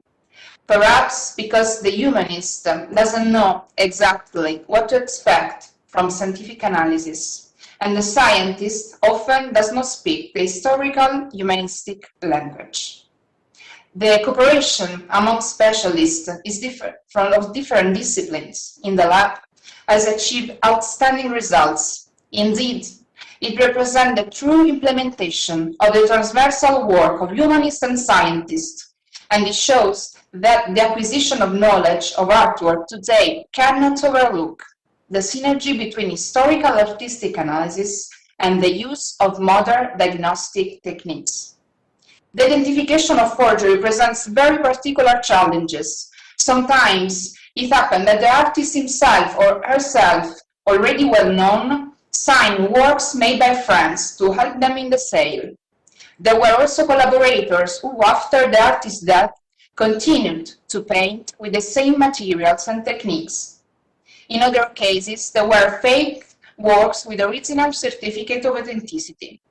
Moreover, if it's easy for a scientist to verify, for example, that the pigment dates back to the 17th century, it is another matter with the colors used by artists in the 20th century. Natural colors have been largely replaced by industrial substances that could not allow for specific dating. Therefore, stylistic and iconographic analysis becomes indispensable, together with autopsy observation.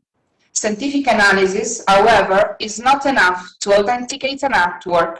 Therefore, it becomes essential to rely on parallel, accurate, and documented historical artistic study on the author.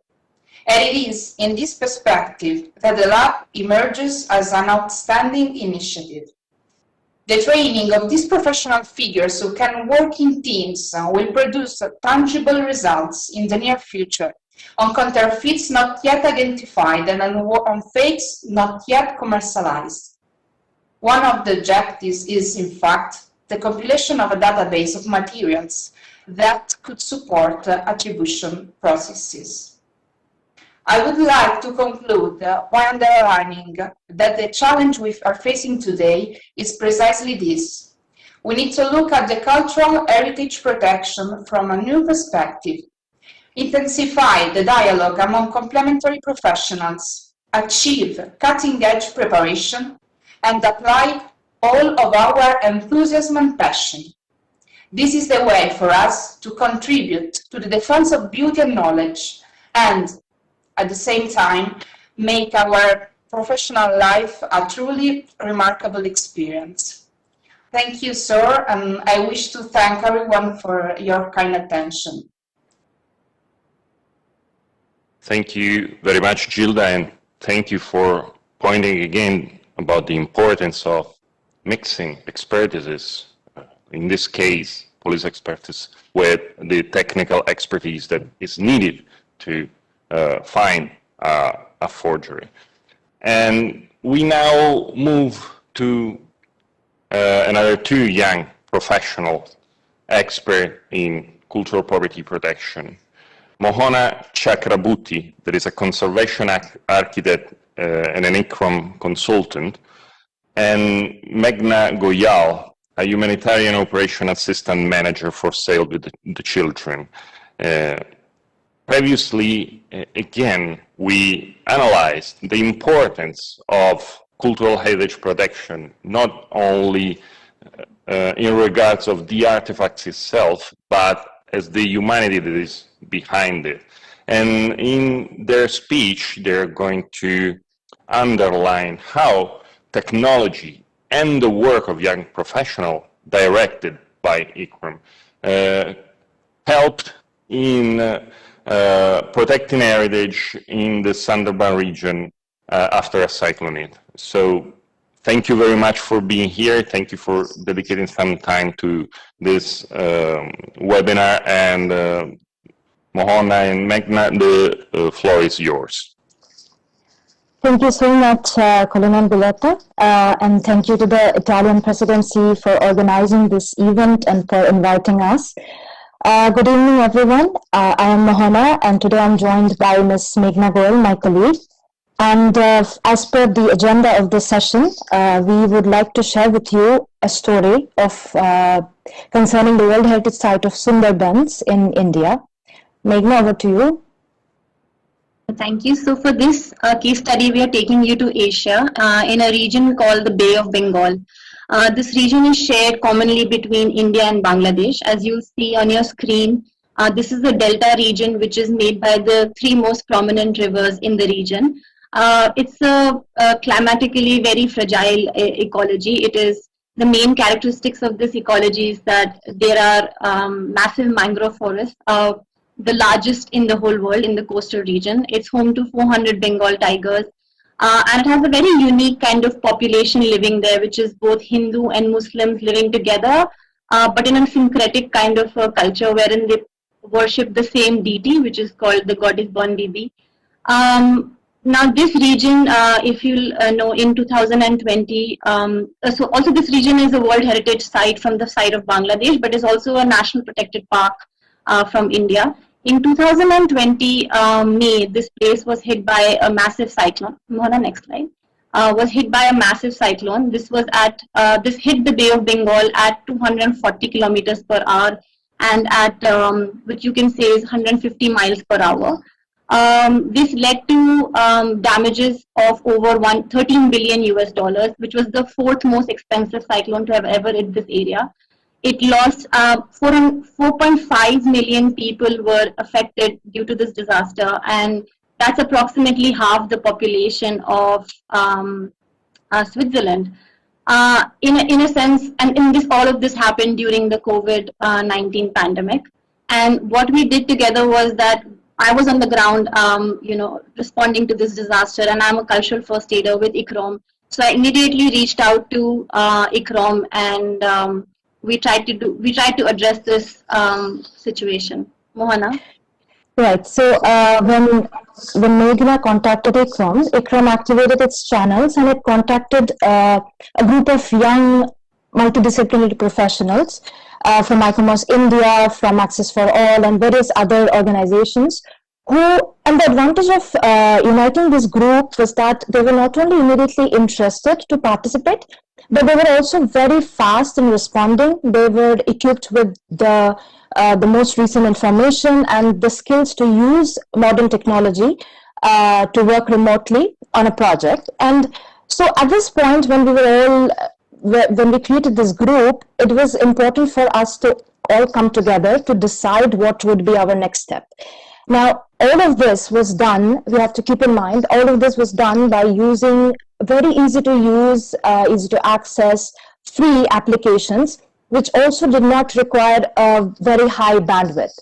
So we decided that we would like to conduct a rapid needs assessment, which could also be shared with the institutions who were on the field, so that they understand what would be the immediate needs to respond and for recovery later on.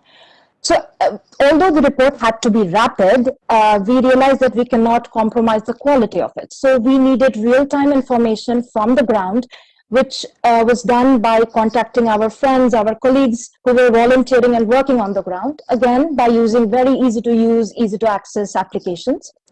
Finally, we worked together on Google Docs, where multiple users, all of us, the entire team could come together, work on a report simultaneously. So it was not only very quickly produced, but also since our supervisors, our colleagues were editing and checking the content of the report, the final product was fact-checked and triangulated. Now, the report was actually concluded by a set of recommended steps which addressed the very important factor that cultural heritage plays, the role that it plays in post-disaster recovery. And I think that was one of the main reasons why this report was widely used by several organizations.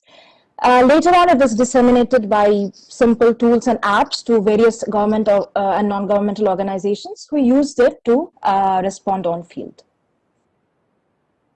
I think we had some major success with this report because this was the first report that came out after the disaster, and it was disseminated to over 200 different NGOs.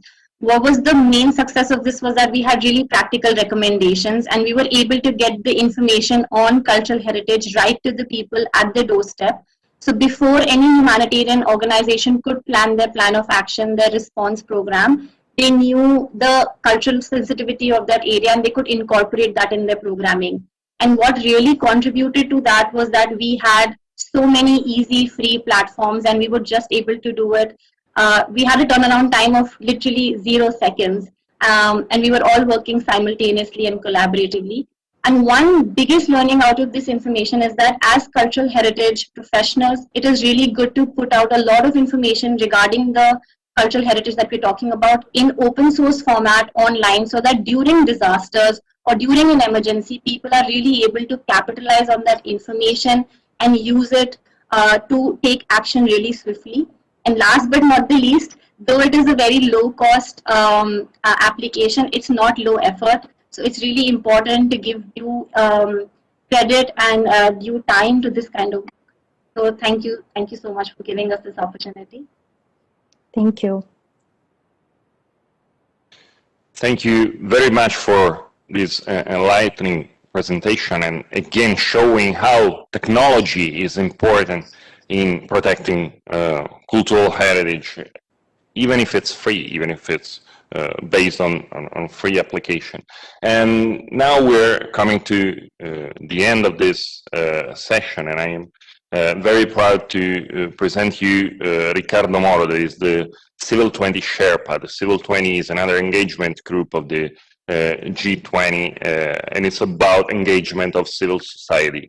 I am very proud of his presence here, and I wanted him to be the last speaker because he has extensive experience in working with development. He teaches development politics at the University of Milan and has taught international politics and international economies in several institutions in Africa and Latin America, and has a wide experience of cooperation in Latin America. And he's going to explain us a project that is about Latin America, and that is maybe one of the best possible explanation of how civil society can help in protecting its own cultural heritage. So, Riccardo, thank you for being here, and the floor is yours. Thank you very much, of you, for your introduction. And yes, I would like to go straight to this presentation of an example of how it is possible to guard a territory and prevent illicit traffic, dealing with the relation of local communities with their land, and even challenging a bit the idea that cultural heritage is something understandable and fully enjoyable only by an elite of cultivated actors. And we can have this experience from a project from several projects that involve local communities, in particular indigenous communities, in the management and improvement of protected areas within the territories of the communities where we have relevant heritage, cultural heritage sites.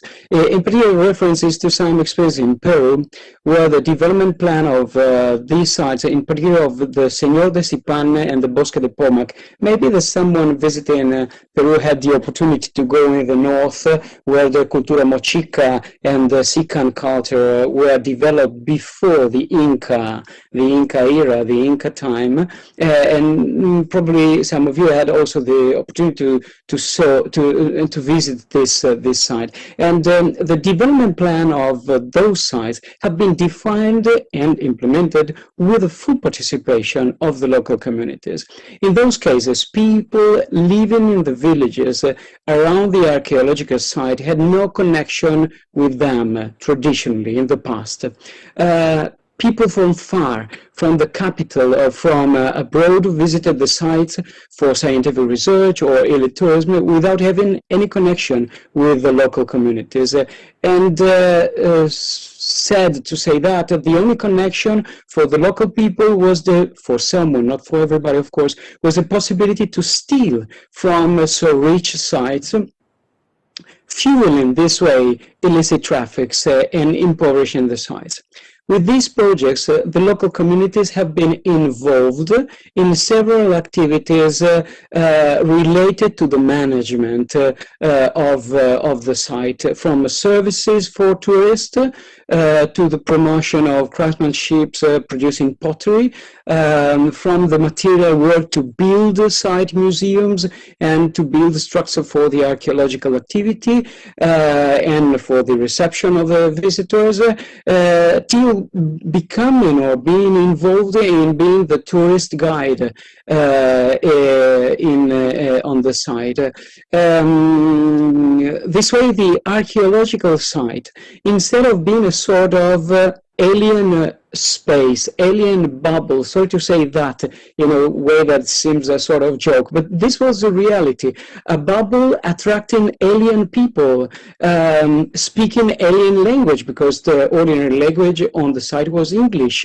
That was not the language of the local community. This way, this site is transformed from that condition to a real inheritance from the ancestors. The community owns and takes care of the site. Everybody understands within the community that the preservation and the protection of the site is a positive asset for the life of the community, and even a source of income. I mean, the people are working within the context of the management of the site. So there is an opportunity to improve economic welfare for the community. This positive relation makes also possible to provide scientific research and cultural exchange with a better and more complete understanding of the historical and cultural process, sharing the traditional knowledge of the indigenous community with the modern knowledge of scientific results, research. The result is an environment where the living condition improve, while the community has a positive, active relation with the site, and it is committed to protecting it. In other words, this means that the presence of an aware community prevents the supply of illicit markets, closing the access at the origin of the chain, and the members of the community proud of their site, showing the origin of the life and the culture of the community, take care and protect the site as everybody takes care of his home. There are some pictures. I don't know if I already finished my time. I could show very quickly, if you can open the presentation, very fast. Yeah, it is a landscape full of hills. In fact, these are not hills. These are funeral monuments built with sand. And the community built this. Within the discovery, we discover several burial monuments. This is the museum of this is the site museum built by the community, and this is one of the most visited museums in Peru today. These are some from some example from the museum, but what I wanted to show you, this again has been by the community. Stop, just the previous picture. If you see it in full screen, is written archaeological pieces looted. This is what happened in the past. Now, with the community owning the site, with, of course, local authorities, the Ministry of Culture of Peru, and the partnership of the university who started the project, this doesn't happen anymore. And I think this is relevant. We go to the next picture, we see some historical findings from the site, and even some other examples of the last picture is interesting. We did some ADN research, and we saw that what we found in the thumbs was the same ADN of this man who is the chief of the community. And this is quite interesting because at the end, the result of this project is, and we can end the presentation, is that there is an improvement of the economic condition of the communities, but there is an awareness that leads to recover the ownership of the land, of the heritage, no, even of the history of the community. Professor, I don't remember, sorry, the name, before was speaking about the heritage of the colony. In this case, these communities, indigenous communities, are recovering the ownership of their land. And I think that this, as a result, is also a strengthening of global citizen for everybody. Yeah, thank you very much. I would like to show you this. These are the result of the work of the pottery making of the community. They have this income sending this kind of fantastic craftsmanship that are copy, authentic copy, they are called like that, of what has been found in the archaeological site. Civil society, organization are precisely the actor that can facilitate this relation between local indigenous communities and public institutions like university and Ministry of Culture to develop projects like that. And these are opportunities to prevent illicit traffics and to dignify the life of everybody, of tourists and of local communities. Over to you, Alfredo. Sorry to take in too much time. No, thank you very much. You showed us that cultural property protection can actually create economies, good economies for a local community. So we're running terribly late, but I have two questions that I'm going to ask to just two of the panelists because I don't have enough time to put all the questions. But the first one is for Professor Rasool, and I kindly ask you to be very, very quick about it. Do you think that the restitution of colonial items should be a moral obligation or a legal obligation? I think it should be both. I shouldn't think it should be made as both, because clearly there are legal and political aspects to this, just like we're talking about the Washington Principles and Holocaust, spoliation. I think that increasingly this belongs to the realm of the ethics and politics of the societies that we are making, and the institutions, the cultural institutions that make up our societies, that hold artifacts that were acquired unethically. Now, obviously, there is a way in which these former colonizing societies have rested on histories of sovereignty to lay claim to these objects, but this is increasingly becoming untenable. Thank you very much. And now a question for Ms. Chakraborty and Ms. Goyal. What about the interaction with the population? When you talked about one of the worst cyclones that hit everywhere in the world, and you were talking with the population about recovering cultural heritage. Is there some sort of problem with that? Do they think that cultural heritage was more important than them, or they were entwining protecting their own heritage? So I think what we're talking, the cultural heritage that we're talking about is largely intangible. And they have, and most of the cultural heritage that is practiced as part of their daily lives. And I think when we're talking about agencies which are intervening during emergencies, they don't tend to take care of, or don't tend to take this into account. So what we are recommending is that they use this information. So for example, the communities there create certain types of masks which they put on the back of their head to protect from tiger attacks.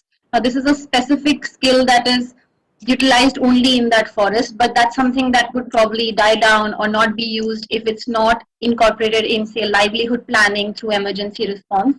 And so this is the kind of work that we can do at the beginning of an emergency to ensure that the cultural heritage remains intact or is not lost out on or does not become faded after the emergency that has hit them. Thank you very much. Thank you to all the panelists. And it was really interesting, and it was a look into the future, especially on the technological side and on the engagement of civil society and young generation. It is now time to call the end of this webinar, so I invite my co-chair Tara to say some words before the final addresses by the diplomatic counselor and General Riccardi. Please, Tara, the floor is yours.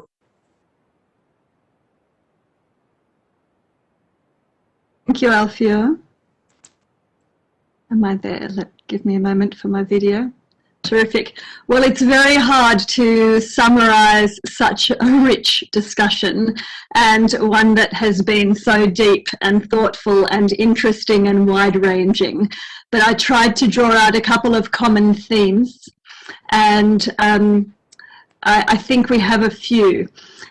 So above all, I think General Riccardi at the beginning reminded us that what we're working for here is something that is most precious and sacred. And this overarching knowledge, I think, inspires all of us to work particularly hard towards this end. And I particularly liked Maria Malaguti's idea that we're trying to develop a culture for culture. So we want to create, an environment that is deeply pro-culture. How do we do that? How do we educate all of the necessary components of civil society beyond government, beyond law enforcement, but all of the relevant components? And we've had some brilliant ideas from civil society. The youth ideas were just tremendous as well. I'm not going to go into them in detail, but amongst this, I think we saw highlighted, for example, by Maria Pogliavi, the potential and actual sort of successes facilitated by customs when parties, states are party to the UNIDROIT Convention, for example. So we saw that is a significant convention, but I think we need to remind ourselves that amongst G20 membership, UNIDROIT ratification is incredibly low, and there's much more we can be done. It's a tragically small number, and there's really no excuse amongst G20 countries who have this commitment to cultural property to have not ratified all of the relevant instruments. And those instruments are there, and the legal framework is there, and we have some gaps which I'll come to in a moment, but I think we've highlighted the need for ratification.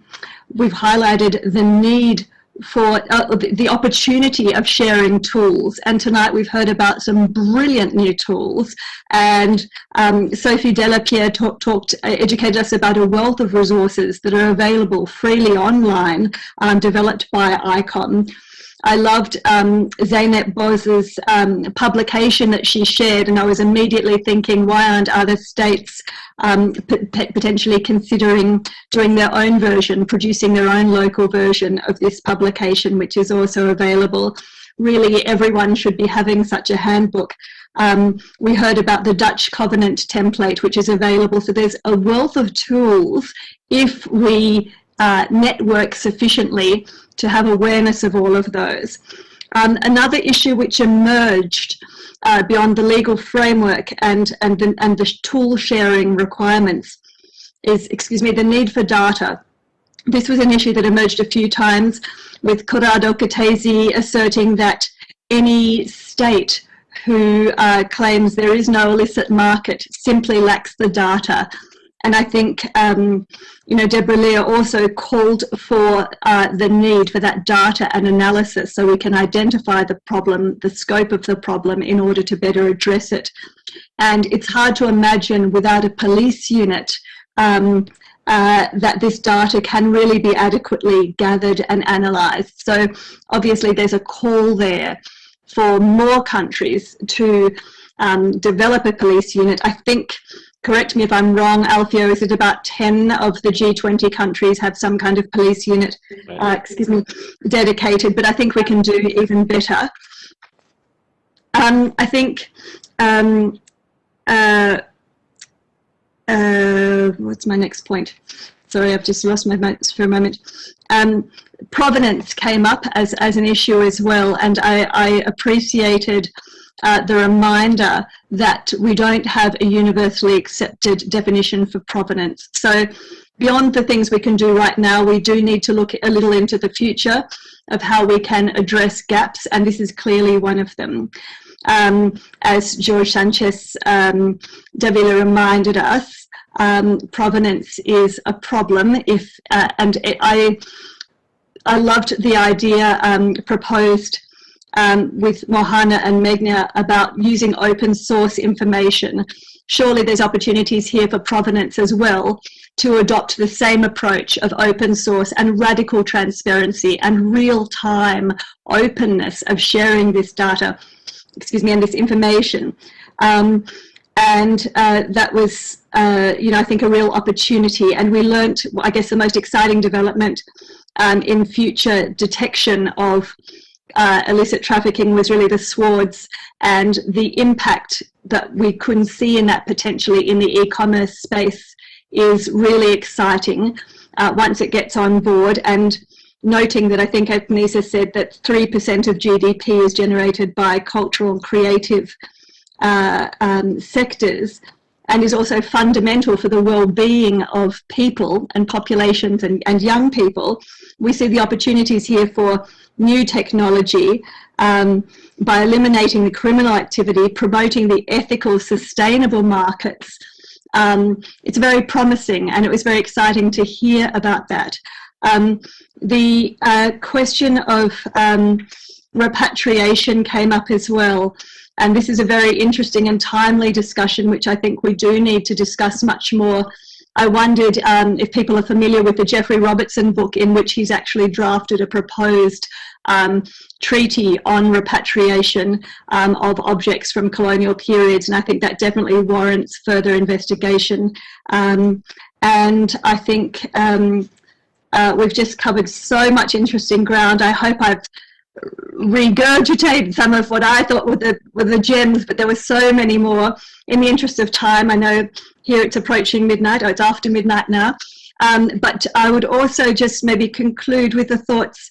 Huo Zhengxin reminded us that this issue is above politics, and that even when countries are politically rivalrous, that this really transcends those political issues. And it's very important that we keep culture, I think, in that space, because there is so much room for collaboration there. And it reminds me very much of our responses to the climate change and to the COVID pandemic, where we really must be listening to the technical experts, put all politics aside. And there's no vaccine for the destruction of cultural property, sadly. It's not something we can inoculate ourselves against, but there is much more work that we can do to protect what is in situ and to detect the crimes and to create a stronger legal framework and promote further collaboration. So let's continue sort of with that, developing a culture for culture. And I think it was put very beautifully I've lost my notes. It was put very beautifully when we talked about we're working in defense of knowledge and beauty here. That's what we're doing. Nothing less than that is at stake. So it's such a valuable contribution that all of these threads that we've woven together make. I really thank you for educating me so much, and hope that we can continue these conversations, whether it's via LinkedIn and elsewhere. And I thank you all for your participation. It has been such a fruitful evening, and I will hand back to you, Alfio, on that note. Thank you very much, Tara, for this brilliant wrap-up. That doesn't leave many space to add, because you said really a good summary of what we discussed today. I just wanted to point out that technology is as good as the people who uses it. So it's really, really important to have someone trained and specialized to do the thing that we have today. I want to give just a small example. Corrado, if you allow me, about your new app. There was a webinar about the new Interpol app with the TPC 2 weeks ago, and after the webinar we started using it, and in 2 days we matched positive and we found something that was in the Interpol database and in our database as something stolen to recover. So it is important to have the technology. The technology helps a lot. It helps creating economy, as we saw in the latest intervention. Cultural property protection can create economy with the help of technology, but the human factor is important. It is important to have specialized police units. We have been saying that for a lot of time now, for 50 years now. It's important to exchange information. The data, again, is as good as what you do with it. If you don't exchange data, and again, it's important to have technology helping. You cannot do this job. You cannot protect properly cultural property. So with this in mind, thank you very much for the time you dedicated to us, and I give the floor to the Counselor of the Italian Ministry for Culture, Councillor Paolo Toschi. Thank you, Colonel Gullotta. Thank you, Tara, for this effective wrap-up, and I want to thank Ernesto Ottone Ramirez from UNESCO remotely for his work in chairing this session. I would like to ask General Riccardi of our Carabinieri if he wants to take the floor briefly before we close our session. Please. Thank you. Well, I'm very happy with the results of this webinar. We've listened to a number of interesting and competent and professional interventions from people who believe in the protection of cultural heritage. So, as Fyodor Dostoevsky delivered to us a big question, will beauty save the world? We may answer, we want to be the world which saves beauty. And I think we have all the numbers for doing it. We will make it, and thank you very much for your work. Thank you very much, Mr. General. Very fitting words of wisdom from a great author. I think it is time for us to wrap. Let me just say a very short few words in closing. I think we've all been privileged to attend a very high-level conversation today. I know you've been all working hard at delivering content, and I want to underline that the content you provide is meaningful.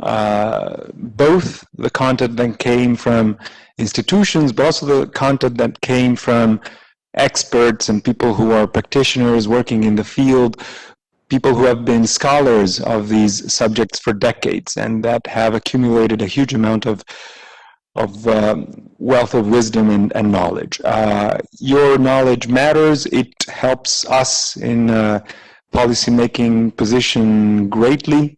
And this is the example. We will use the seeds that you sowed today to feed into the conversation of the G20, of the G20 Ministers of Culture, and then ultimately of the G20 leaders who will meet in Rome in October. So thank you all. I want to underline in particular the work that has been done for this particular event today, which started months ago, and really today is only the tip of the iceberg.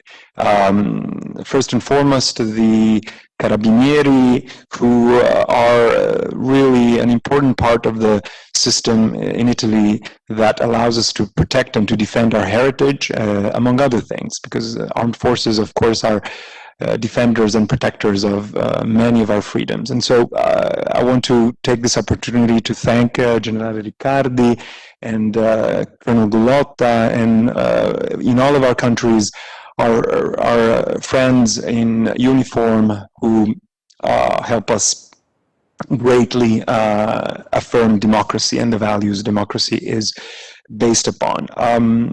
For this webinar, of course, the team of people who have been responsible is very large, and too many to mention. I would like to single out Erminia Shakitano, who has been working directly with many of you around the globe, and she has been working really hard, putting all of her heart into this endeavor, and I think she deserves praise for this successful first meeting.